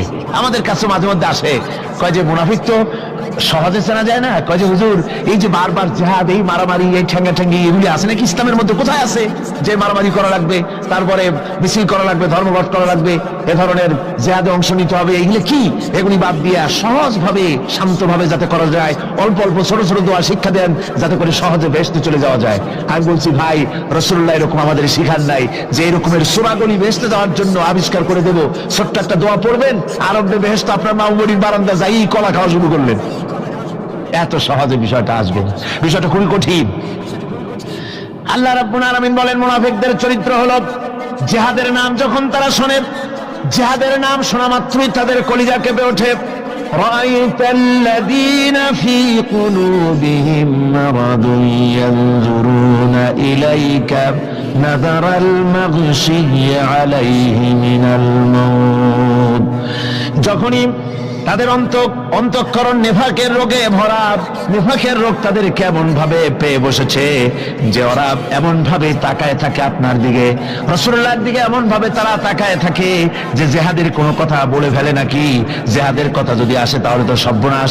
ওদের মৃত্যু যন্ত্রণার মতো, মৃত্যুর জ্বালায় পতিত ব্যক্তি যেমন চোখ ফ্যাকাশে হয়ে যায়, জিহাদের কোনো কারবার বা যুদ্ধের কোনো দামাডোল বেজে উঠলেই এদের কলিজার মধ্যে কাঁপ সৃষ্টি হয়ে যায়, কলিজার মধ্যে কাপ সৃষ্টি হয়, জিহাদে তারা দারুণ ভাবে ভয় পায়। মুমিনদের উল্টা, মুমিনদের হলো জিহাদের নাম শুনতে তাদের কলিজার মধ্যে ফুর্তি আসে। তার কারণ হচ্ছে জিহাদের ময়দান হচ্ছে এমন এক ময়দান, আল জান্নাতু তাহতা যিলালিস সায়ুফ, বেহেশত হচ্ছে তরবারির ছায়াতলে। এই রাস্তায় যদি মরতে পারি, জীবনে তো বহুত গুনাহ করছি, বেহেশতে যেতে পারবো কিনা আল্লাহই জানে, কিন্তু এই একটা পথ, এইখানে যদি জানটা দিতে পারি বিনা হিসাবে আল্লাহ জান্নাতে চলে যেতে পারবো। আর শাহাদাতের মত হচ্ছে পিঁপড়ায় কাটার যন্ত্রণার চাইতে বেশি কিছু না। মুমিনদের দিলের জন্য খুশি হয়, আর ওদের দিল দারুণ কষ্ট তারা পেতে থাকে। এদের অবস্থা হচ্ছে যেখানে দ্বীনের কথা হয় সেখানে তারা চুপ করে বসে কথা শোনে, আর যখন দ্বীন ইসলামী আন্দোলনের কথা আসে, জিহাদের কথা আসে, তখন তারা খুব ভয় পায়া এদিক ওদিক তাকায়। কোরআনে কারিমে ওদের এই চরিত্র সম্পর্কে বলা হয়েছে, ওয়াইযা মা উনজিলাত সূরাতুন নাযারা বা'দাহুম ইলা বা'দিন হাল ইয়ারাকুম মিন আহাদিন সুম্মা ইনসারাফু। এরা কোরআনের আয়াত যখন নাজিল হয় তখন একজন আরেকজনের দিকে তাকাতাকি করে, কি জানি আমাদের ব্যাপারে কোনো আয়াত নাজিল হয়ে পড়ে নাকি, অথবা জিহাদের ব্যাপারে কোনো আয়াত নাজিল হয়ে পড়ে নাকি। কেউ দেখে নাকি এই সব এদিক তাকাই আসতে এই জায়গা থেকে কেটে পড়ে, যে আমাদের চরিত্রই তো বর্ণনা করা হচ্ছে, কাজী এখন আর বসা ঠিক না, আস্তে করে কেটে পড়ার জন্য চেষ্টা করে। এটা হলো মুনাফিকদের আর একটা চরিত্র। এরা এইভাবে করে নিজেদের চরিত্রকে প্রকাশ করে ধরা পড়ে, এবং ইসলামের সবচাইতে মারাত্মক ক্ষতি এই মুনাফিকরা চিরকাল করেছে। আল্লাহ রাব্বুল আলামিন বলেন, মুনাফিকদের ব্যাপারে মুসলমানদের বিপদ হলে তারা দারুণ ভাবে খুশি হয়, আর মুনাফিকদের চরিত্র হলো মুসলমানদের উপকার হলে, ভালো হলে তারা দারুণ ভাবে অসন্তুষ্ট হয়ে যায়। যখন আর আল্লাহ মুমিনদেরকে সান্ত্বনা দেন, মুমিনদেরকে আল্লাহ পাক সান্ত্বনা দিচ্ছেন মুনাফিকদের ব্যাপারে, কুল লা ইউসিবানা ইল্লা মা কাতাবাল্লাহু লানা ওয়া মাওলানা ওয়া আলাল্লাহি ফালিয়াতাওয়াক্কালিল মুমিনুন। মুনাফিকদের শোনায় দাও, মুমিনদেরকে বলা হচ্ছে তোমরা মুনাফিকদের শোনাও যে তোমরা যে আমাদের ব্যাপারে খুশি হচ্ছ, যে আমাদের বিপদ দেখে, আমাদের চতুর্দিক থেকে বিপদ, মুসলমানদের আজ চতুর্দিক থেকে কি বিপদ, এই বিপদ দেখে তোমরা দারুণ খুশি যে মুসলমানেরা এইবার মার খাচ্ছে, ইসলামী আন্দোলন আর কোমর সোজা করে দাঁড়াতে পারবে না, এইবার শেষ, বুদ্ধি করে আর যে ষড়যন্ত্রের জালে আটকায় দিছি আর মুক্তি হবে না, এই যে তারা খুশি। আল্লাহ রাব্বুল আলামিন বলেন, মুমিনেরা তোমাদের ঘাবড়াবার কোনো কারণ নাই, তোমরা বলে দাও কুল লা ইউসিবানা ইল্লা মা কাতাবাল্লাহু লানা, তোমরা শোনায় দাও যে আমাদের কিছুই হয় না, আমাদের শুধু তাই হয় যা আল্লাহ রাব্বুল আলামিন আমাদের জন্য লিখে রেখেছেন, আমাদের তাকদীরে যেটা আছে ওটাই হবে। এর থেকে বেশি কিছুই হবে না। তিনি আমাদের মাওলা, তিনি আমাদের মনিব, তিনি আমাদের প্রভু। আর সমস্ত মুমিনদের উচিত সে আল্লাহর উপরেই নির্ভর করা। তবে তোমরা জেনে রাখো, তোমরা আমাদের জন্য যে জিনিসের অপেক্ষা করছো, কুল হাল তারাব্বাসুনা বিনা ইল্লা ইহদাইল হুসনাইন, তোমরা আমাদের জন্য যে জিনিসের অপেক্ষা করতেছো, আল্লাহ বলছেন মুমিনেরা তোমরা বলো, তোমরা মুনাফিকদের বলো যে আমাদের ব্যাপারে তোমরা যে জিনিসের অপেক্ষা করছো তার দুটি ভালোর একটি ছাড়া কি। অর্থাৎ তোমরা আমাদের জন্য অপেক্ষা করতেছো আমরা যেন মরে যাই, আমরা যেন শেকস্ত খাই। তো আমরা যদি পৃথিবীতে মরে যাই তাহলে তো আমরা শহীদ হয়ে গেলাম, আর আমরা যদি বেঁচে থাকলাম তো আমরা তো গাজী হয়ে গেলাম। আমাদের ওই যে হাতি মরার মতো আর বাঁচার মতো, হাতি মরলেও লাখ টাকা, বাঁচলেও লাখ টাকা। আমরা মরলে গাজী, বাঁচলে কি শহীদ, কোন দিক দিয়ে আমাদের ঠগ নাই। সুতরাং তোমরা আমাদের জন্য যে জিনিস অপেক্ষা করো তার দুটো ভালোর একটি ছাড়া কি। আর আমরা তোমাদের ব্যাপারে, তোমরা যেমন আমাদের ব্যাপারে অপেক্ষা করতেছো, আমরাও তোমাদের ব্যাপারে আরেকটা জিনিসের অপেক্ষা করছি। ওয়া নাহনু নাতারাব্বাসু বিকুম আইয়ুসিবাকুমুল্লাহু বিআযাবিন মিন ইনদিহি আও বিআইদিনা, আমরাও তোমাদের জন্য অপেক্ষা করতেছি একটা জিনিসের। তোমরা আমাদের জন্য দুটি জিনিস অপেক্ষা করো, আমরাও তোমাদের জন্য দুটি জিনিস অপেক্ষা করছি। তা হচ্ছে তোমাদের শাস্তিটা আল্লাহ নিজে দিবেন না আমাদের হাত দিয়ে দেওয়াবেন, আমরা সেইটার অপেক্ষা করতেছি। ফাতারাব্বাসু ইন্না মাআকুম মুতারাব্বিসুন, সুতরাং তোমরা অপেক্ষা করতে থাকো, আমরা অপেক্ষা করতে থাকি। ব্যাপারটা কোথায় গিয়ে দাঁড়ায় আসো আমরা সকলে তা লক্ষ্য করি। সুতরাং এই মুনাফিকদের এই হচ্ছে চরিত্র, চিরকাল ইসলামের সঙ্গে বিরোধিতা করা, মুসলমানদের সাথে ঠাট্টা বিদ্রুপ করা, এটাই হচ্ছে তাদের চরিত্র। এই চরিত্র দিয়েই তারা ইসলামকে চিরকাল ক্ষতিগ্রস্ত করে এসেছে। রাসূল পাক সাল্লাল্লাহু আলাইহি ওয়াসাল্লাম এই মুনাফিকদের সম্পর্কে বলেছেন যে মুনাফিকরা হচ্ছে ইদা হাদা গাদারা, যখন তারা ওয়াদা করে সে ওয়াদাকে তারা খেলাফ করে, এটা হচ্ছে মুনাফিকদের একটা চরিত্র। তারপরে তাদের কাছে কোনো জিনিস আমানত রাখলে, ইদা উত্তুমিনা খানা, যখন আমানত রাখা হয় সে আমানতের তারা খিয়ানত করে। তারপরে যখন তারা ঝগড়ায় লিপ্ত হয় তখন তারা পরস্পরকে গালাগালি করে। আর যদি তারা কথা বলে, কথার মধ্যে কথায় কথায় তারা মিথ্যে কথা বলে। এই হচ্ছে মুনাফিকদের চরিত্র। এরপরে মুনাফিকরা শুধু রুজি রুটি আর পেট নিয়েই তারা ব্যস্ত থাকে। মুনাফিকদের এই চরিত্র কোরআন এবং হাদিসে আল্লাহ রাব্বুল আলামিন স্পষ্ট করে মানুষের সামনে তুলে ধরেছেন, যাতে করে আমরা মুনাফিকি চরিত্র থেকে রক্ষা পেতে পারি। এই মুনাফিকদের সম্পর্কে সর্বশেষ কথা, আল্লাহ রাব্বুল আলামিন যেহেতু মুনাফিকরা ইসলামের সবচাইতে বেশি ক্ষতি করেছে, সেই জন্য আল্লাহ রাব্বুল আলামিন নবীকে বলেছেন যে আপনি যদি এদের ব্যাপারে ইস্তাগফির লাহুম আও লা তাস্তাগফির লাহুম ইন তাস্তাগফির লাহুম ৭০ মাররাতান ফালান ইয়াগফিরাল্লাহু লাহুম, আপনি যদি এদের জন্য ক্ষমা চান, আর ক্ষমা আপনি নাই চান, এমনকি ৭০ বারও যদি আপনি মুনাফিকদের জন্য আমি আল্লাহর কাছে ক্ষমা প্রার্থনা করেন, আমি আল্লাহ রাব্বুল আলামিন মুনাফিকদেরকে ক্ষমা করে দেব না। মুনাফিক হচ্ছে চরমভাবে ক্ষতিগ্রস্ত, দুনিয়াও ক্ষতিগ্রস্ত হবে, আখিরাতেও তারা ক্ষতিগ্রস্ত হবে। আল্লাহ পাকের কত বড় কথা যে কিয়ামত পর্যন্ত মুনাফিকদের জন্য হুজুর সাল্লাল্লাহু আলাইহি ওয়াসাল্লামকে বলা হচ্ছে যে ৭০ বারও যদি তাদের জন্য আপনি আমার কাছে ক্ষমা চান, আমি মুনাফিকদেরকে কখনো ক্ষমা করব না। সুতরাং আমাদেরকে বুঝতে হবে মুনাফিকি চরিত্র সবচাইতে নিকৃষ্ট চরিত্র, আর এই চরিত্রে আল্লাহ পাক সবচাইতে বেশি অসন্তুষ্ট হন। আল্লাহ পাক তাই বলছেন, কাবুরা মাকতান ইনদাল্লাহি আন তাকুলু মা লা তাফআলুন, আল্লাহর কাছে সবচাইতে বেশি ক্রোধ উদ্রেককারী এই ব্যাপারটাই যে তোমরা যা বলো তা তোমরা করো না, এটা বড় মারাত্মক ব্যাপার, আল্লাহ এটাকে সহ্য করেন না। সুতরাং মুমিনদেরকে আয়াত থেকে শিক্ষা গ্রহণ করতে হবে, মুনাফিকি ছাড়তে হবে, আনুগত্য করতে হবে, সবটাই আল্লাহর। কার আনুগত্য হবে? আল্লাহ এবং রাসূলের আনুগত্য জীবনের সকল ক্ষেত্রেই করতে হবে। এটাই মুসলমানদের জন্য ঈমানের সবচেয়ে বড় দাবি। তারপরে রব্বুল আলামিন বলেন, ইন্নাল্লাহা ইউহিব্বুল্লাযীনা ইউকাতিলুনা ফী সাবিলিহি সাফফান কাআন্নাহুম বুনিয়ানুম মারসুস। আল্লাহ পাক বলছেন, আল্লাহ নিশ্চয়ই ভালোবাসেন সেই সব লোকদেরকে যারা কাতারবন্দী হয়ে আল্লাহর রাস্তায় লড়াই করে, সীসা ডালা প্রাচীরের মতো ইস্পাত কঠিন দৃঢ় হয়ে যারা কাতারবন্দী হয়ে সুসংবদ্ধ হয়ে আল্লাহর জন্য যারা লড়াই করে। এখানে বলা হচ্ছে যে লড়াইটা হবে আল্লাহর জন্য, সংগ্রাম হবে কার জন্য? ইউকাতিলুনা ফী সাবিলিহি।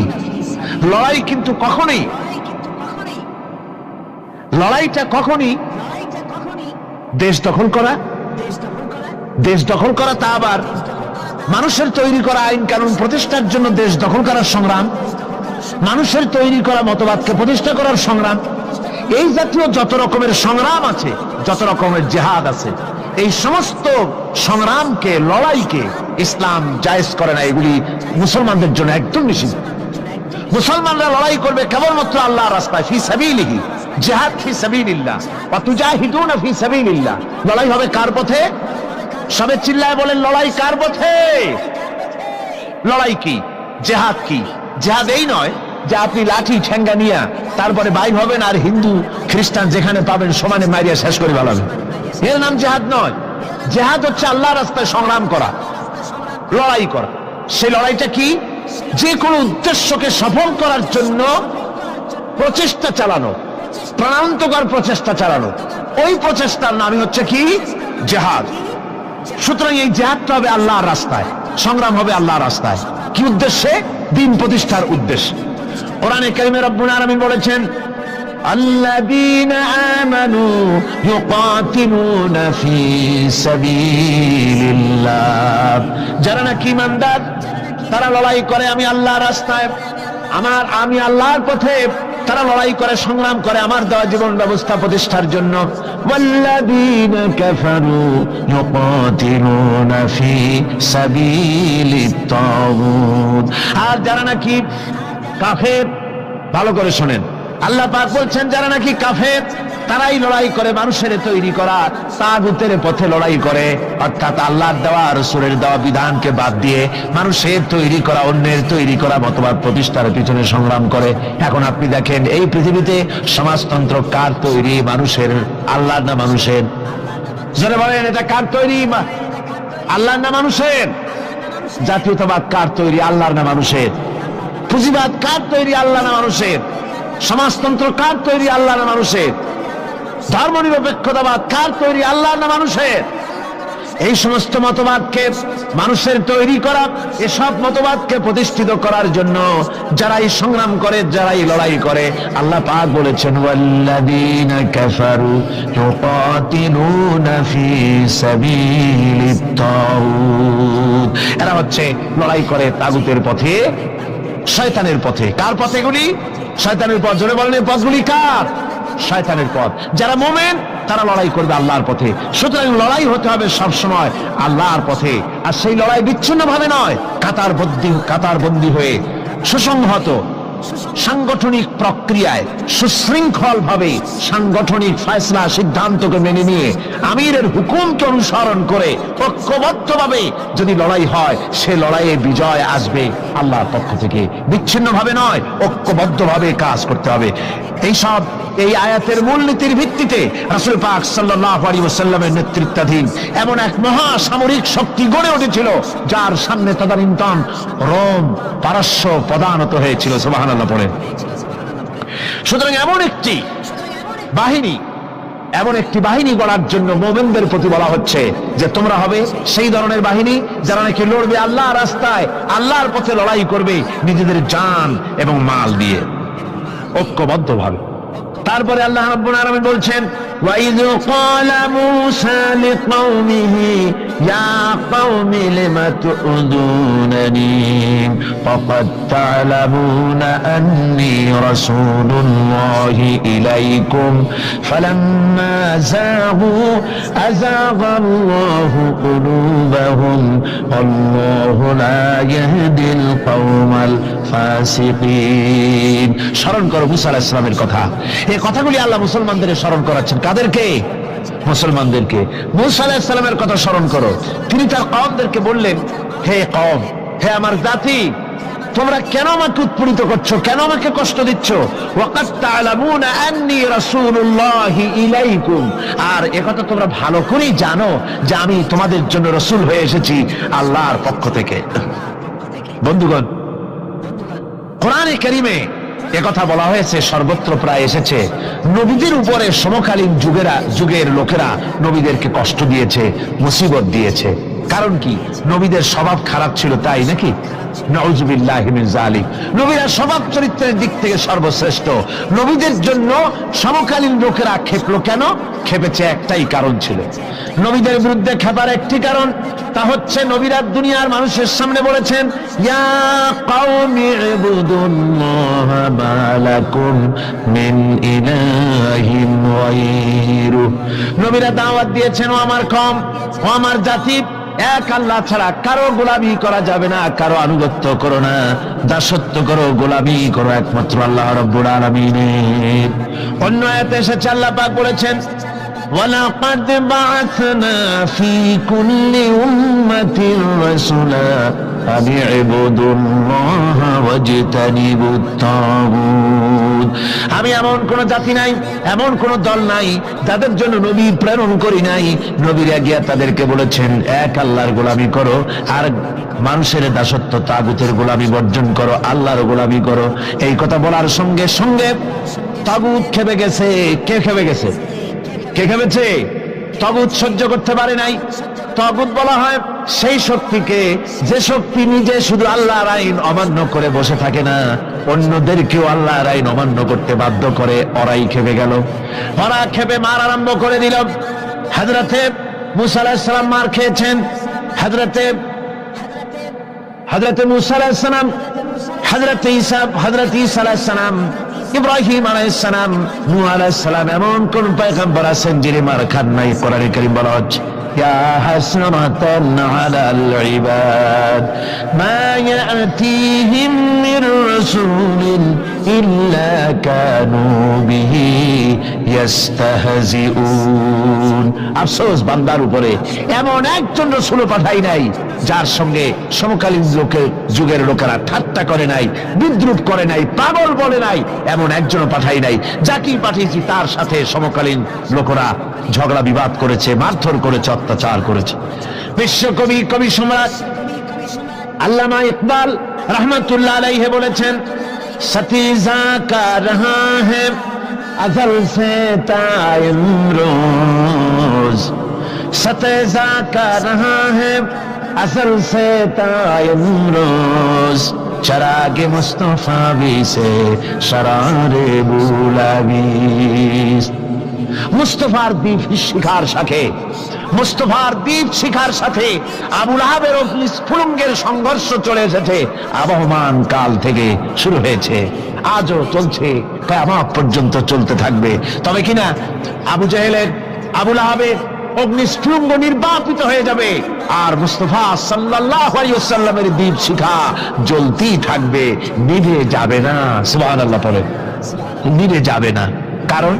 কারণ হচ্ছে আল্লাহ পাক বলেছেন, ইউরিদুনা লিইউতফিউ নূরাল্লাহি বিআফওয়াহিহিম ওয়াল্লাহু মুতিম্মু নূরিহি ওয়ালাউ কারিহাল কাফিরুন। কাফের বেঈমানেরা চায় মুখের ফু দিয়ে আমার আলোকে নির্বাপিত করে দেবে, আমার দ্বীনকে দুনিয়া থেকে মিটিয়ে দেবে। আল্লাহ পাক বলেন, আমি আমার দ্বীনকে পূর্ণতা দান করব, যার জমকের সাথে আমার দ্বীন দুনিয়ার বুকে প্রতিষ্ঠিত হবে। তাতে কাফেরদের কলিজার ভিতরে যতই জ্বালা যন্ত্রণা হোক না কেন, ওদের মনে যত কষ্ট হোক, ইসলাম প্রতিষ্ঠিত হবে। আল্লাহ বলেছেন। কে বলেছেন? আল্লাহ পাক, আমি আমার দ্বীনকে পূর্ণতা দান করব। সুতরাং কাফেররা বাধা দিল নবীদের। কারা বাধা দিল? কাফেররা। যারা বাধা দিল তারা সংখ্যায় 3 শ্রেণী। কয় শ্রেণী? ভালো করে মনে রাখেন। 3 শ্রেণীর লোকেরা নবীদেরকে বাধা দিয়েছে। মুসা আলাইহিস সালাম বলছেন, কেন আমাকে কষ্ট দিচ্ছ, অথচ তোমরা জানো যে আমি আল্লাহর রাসূল। এই যে পয়গম্বরদেরকে বাধা দিল 3 শ্রেণীর লোকেরা। কারা দিল? তিন শ্রেণীর লোকেরা দিল। প্রথম শ্রেণী হচ্ছে রাষ্ট্র শক্তি, প্রথম কারা? 2 নম্বরে বাধা দিল বিত্তশালী, যাদের টাকা আছে, পয়সা আছে, বড় লোক, এই বিত্তশালী ধনাঢ্য ব্যক্তি হলো 2 নম্বর। আর 3 নম্বরে বাধা দিল ধর্মের নামের এক শ্রেণীর ব্যবসায়ীর দল। তাহলে কয়টা হলো? 3টা। 3 শ্রেণীর লোকেরা বাধা দিয়েছে নবীদেরকে। বর্তমানে তারা আর নাই। জি, বর্তমানেও আছে, ভবিষ্যতেও থাকবে। 3 শ্রেণীর লোকেরাই বাধা দিয়েছে, বর্তমানেও দিচ্ছে, ভবিষ্যতেও। এই 3 শ্রেণীর প্রথম শ্রেণী হলো রাষ্ট্রশক্তি। রাষ্ট্রশক্তি বাধা দিল কেন? কেন বাধা দিল? রাষ্ট্রশক্তি যেমন ফেরাউন, রাষ্ট্রশক্তি নমরুদ, রাষ্ট্রশক্তি হচ্ছে আবু জেহেল, আবু লাহাব, আবু সুফিয়ান, উতবা, সাইবা, মুগীরা, এরা বাধা দিল। রাষ্ট্রশক্তি বাধা দিল। বাধা দেওয়ার কারণ হলো রাসূলুল্লাহ বলেছেন, নবীরা বলেছেন, তারা বলেছেন সবাই ইয়া কওমি ইবুদুল্লাহ মা লাকুম মিন ইলাহিন গায়রু। নবীজি বলেছেন ইয়া আইয়ুহান নাস কুলু লা ইলাহা ইল্লাল্লাহ তুফলিহু। ও মানব সকল, ঘোষণা করে দাও কোনো ইলাহ নাই, কোনো আইনদাতা নাই, কোনো বিধানদাতা নাই, আল্লাহ ছাড়া কোনো উপাস্য নাই, মাবুদ নাই। এই কথাগুলি যখন নবীরা বলেছেন, তখন সমকালীন রাষ্ট্রশক্তি বুঝতে পেরেছে আমাদের মাতবাড়ি তো আর চলবে না, মাতবাড়ি শেষ। যদি লা ইলাহা ইল্লাল্লাহ হয় তাহলে তো আমরা থাকি না। কারা থাকে না? রাষ্ট্রশক্তি। কারা থাকে না? এখন আমি আপনাদের কাছে যে মাঝে মধ্যে কথা জিজ্ঞেস করি, আপনারা কি তাতে বেজার হন নাকি? জিজ্ঞেস করি এই জন্যে যাতে আপনাদের কথাগুলি মনে থাকে। রাষ্ট্রশক্তি বাধা দিল এই কারণেই যে আমরা তো তাহলে আর থাকি না। লা ইলাহা, কোনো ইলাহ নাই, কোনো আইনদাতা নাই, কোনো বিধানদাতা নাই, কোনো শাসনকর্তা নাই, কেউ নাই আল্লাহ ছাড়া। একমাত্র আইন চলবে আল্লাহর। তাহলে আমরা নাকি কোন কাজে? আমাদের তো নেতৃত্ব থাকবে না, আমাদের মাতবাড়ি থাকবে না, আমাদের আইন চলবে না, আমরা তো বেকার হয়ে যাব। সুতরাং এইটাকে বন্ধ করতে হবে, এটাকে বন্ধ করতে হবে, এটা বন্ধ করতে হবে। এই আইন যদি চালু হয় তাহলে তো মৌজ করা যাবে না, ফুর্তি করা যাবে না, ইট, ড্রিঙ্ক এন্ড বি মেরি, এগুলি তো আর চলবে না। ডু ফুর্তি, নো চিন্তা, এসব তো আর চলবে না। মদ খাওয়া, জুয়া খেলা, শয়তানি করা, বদমাশি করা, জনগণের টাকা নিয়ে নিজের বাপের সম্পত্তি মনে করে তা গ্রহণ করা, এভাবে করে সর্বনাশ করা তো আর চলবে না, মাতবাড়ি তো চলবে না। সুদ যদি কোন দেশ আল্লাহর কোরআন অনুযায়ী হারাম ঘোষিত হয়, আল্লাহ তো হারাম করে দিয়েছে, দেশে যদি সুদ মুক্ত ব্যাংকিং চালু হয় তাহলে উপকৃত হবে শুধু মুসলমান না সব জাতের মানুষ? সব জাতের মানুষ। সুদ দিয়ে মানুষ শোষিত হয়। মদ যদি বন্ধ হয়ে যায়, রাষ্ট্রশক্তি যদি কোরআনের আইন অনুযায়ী, আল্লাহ বলেছেন মদ হারাম, মদ যদি নিষিদ্ধ ঘোষিত হয়, উপকার পাবে না সবাই উপকার পাবে? জেনা যদি বন্ধ হয়ে যায়, সরকার কর্তৃক জেনা যদি বন্ধ করে দেওয়া হয়, তাহলে উপকার কি মুসলমানদের না সারা পৃথিবীর সমস্ত মানুষের? পর্দা করা ফরজ, এই পর্দা প্রথা যদি চালু হয় তাহলে নারীর ইজ্জত রক্ষা হবে শুধু মুসলমানদের না সারা পৃথিবীর সমস্ত নারীর? তো দেখুন, ইসলামের মদ বলেন, সুদ বলেন, ঘুষ বলেন, জেনা বলেন, জুয়া বলেন, যত রকমের আইন ইসলাম করেছে, চোরের হাত কাটা আইন হোক, আর আপনার হত্যাকারীকে কতল করাই হোক, কেসাস হোক, যত রকমের আইন করেছে, সমস্ত আইন দ্বারা উপকৃত হবে সারা পৃথিবীর সমস্ত মানুষ।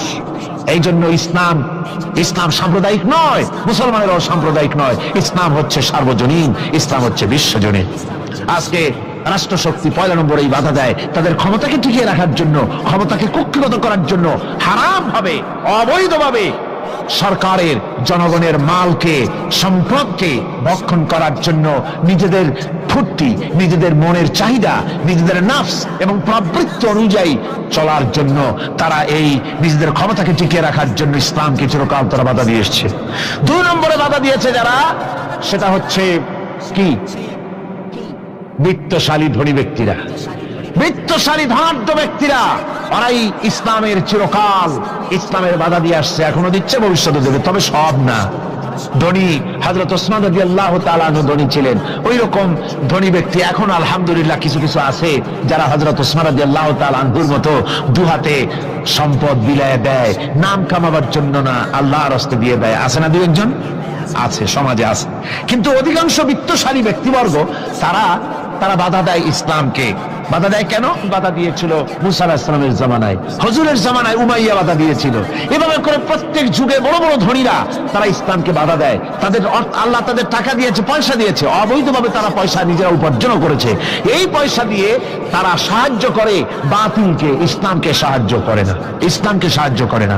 বাতিলকে অমুক দলের নেতা আসবে, অমুক দলের অমুক আসবে, 50,000 টাকা দিয়ে দেয়, 50,000 টাকা, 2 লাখ টাকা, 5 লাখ টাকা, অমুকের ইলেকশন তো দিয়ে গেল 5 লাখ, 10 লাখ, 20 লাখ, কোটি গানের টাকা দিয়ে গেল, 2-3 কোটি দিয়ে দিল। কিন্তু ইসলামের কোরআনের মাহফিল হবে, তাফসীর হবে, 5টা টাকা বাইরেতে কলিজাটা ছটফট করতে থাকে এই সব লোকের, ঠিক কিনা কন?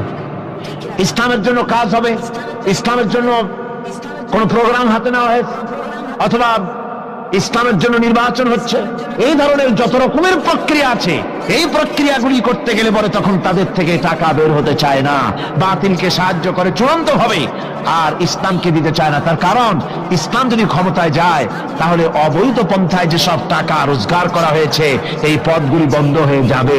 তাই তাদের ভয় ইসলামের প্রতি, যেগুলি পথ যদি বন্ধ হয়ে যায় তাহলে তো আমাদের ফুর্তি আর চলবে না, মউত চলবে না, জেনা ব্যভিচার চলবে না, শয়তানি বদমাশি চলবে না। সেই জন্য তাদের টাকা দিয়ে তারা ইসলামকে দুহাতে ঠেকাবার জন্য তারা প্রচেষ্টা চালায়। কথা বুঝতে পেরেছেন? এরপরে 3 নম্বরে যারা বাধা দেয় তারা হলো ধর্মের নামের এক শ্রেণীর ব্যবসায়ীর দল, ধর্মের নামের এক শ্রেণীর ব্যবসায়ী দল। এরা হচ্ছে আল্লাহ রাব্বুল আলামিন কোরআনে কারীমের মধ্যে বলেছেন, ইয়া আইয়ুহাল্লাযীনা আমানু ইন্না কাসীরাম মিনাল আহবারি ওয়ার রুহবানি লায়াকুলুনা আমওয়ালান নাসি বিল বাতিল ওয়া ইয়াসুদ্দুনা আন সাবিলিল্লাহ। আল্লাহ রাব্বুল আলামিন বলেন, বিশ্বাসীরা শোনো, আরেক দল লোক হচ্ছে যারা আহলে কিতাবের এক শ্রেণীর পীর দরবেশ আলেম জাতীয় এক শ্রেণীর লোক, যারা নাকি আবার এবং রহবান কোরআনের পরিভাষায় বলা হয়েছে এদের কাজ হলো মানুষের মালকে, সম্পদকে বাতিল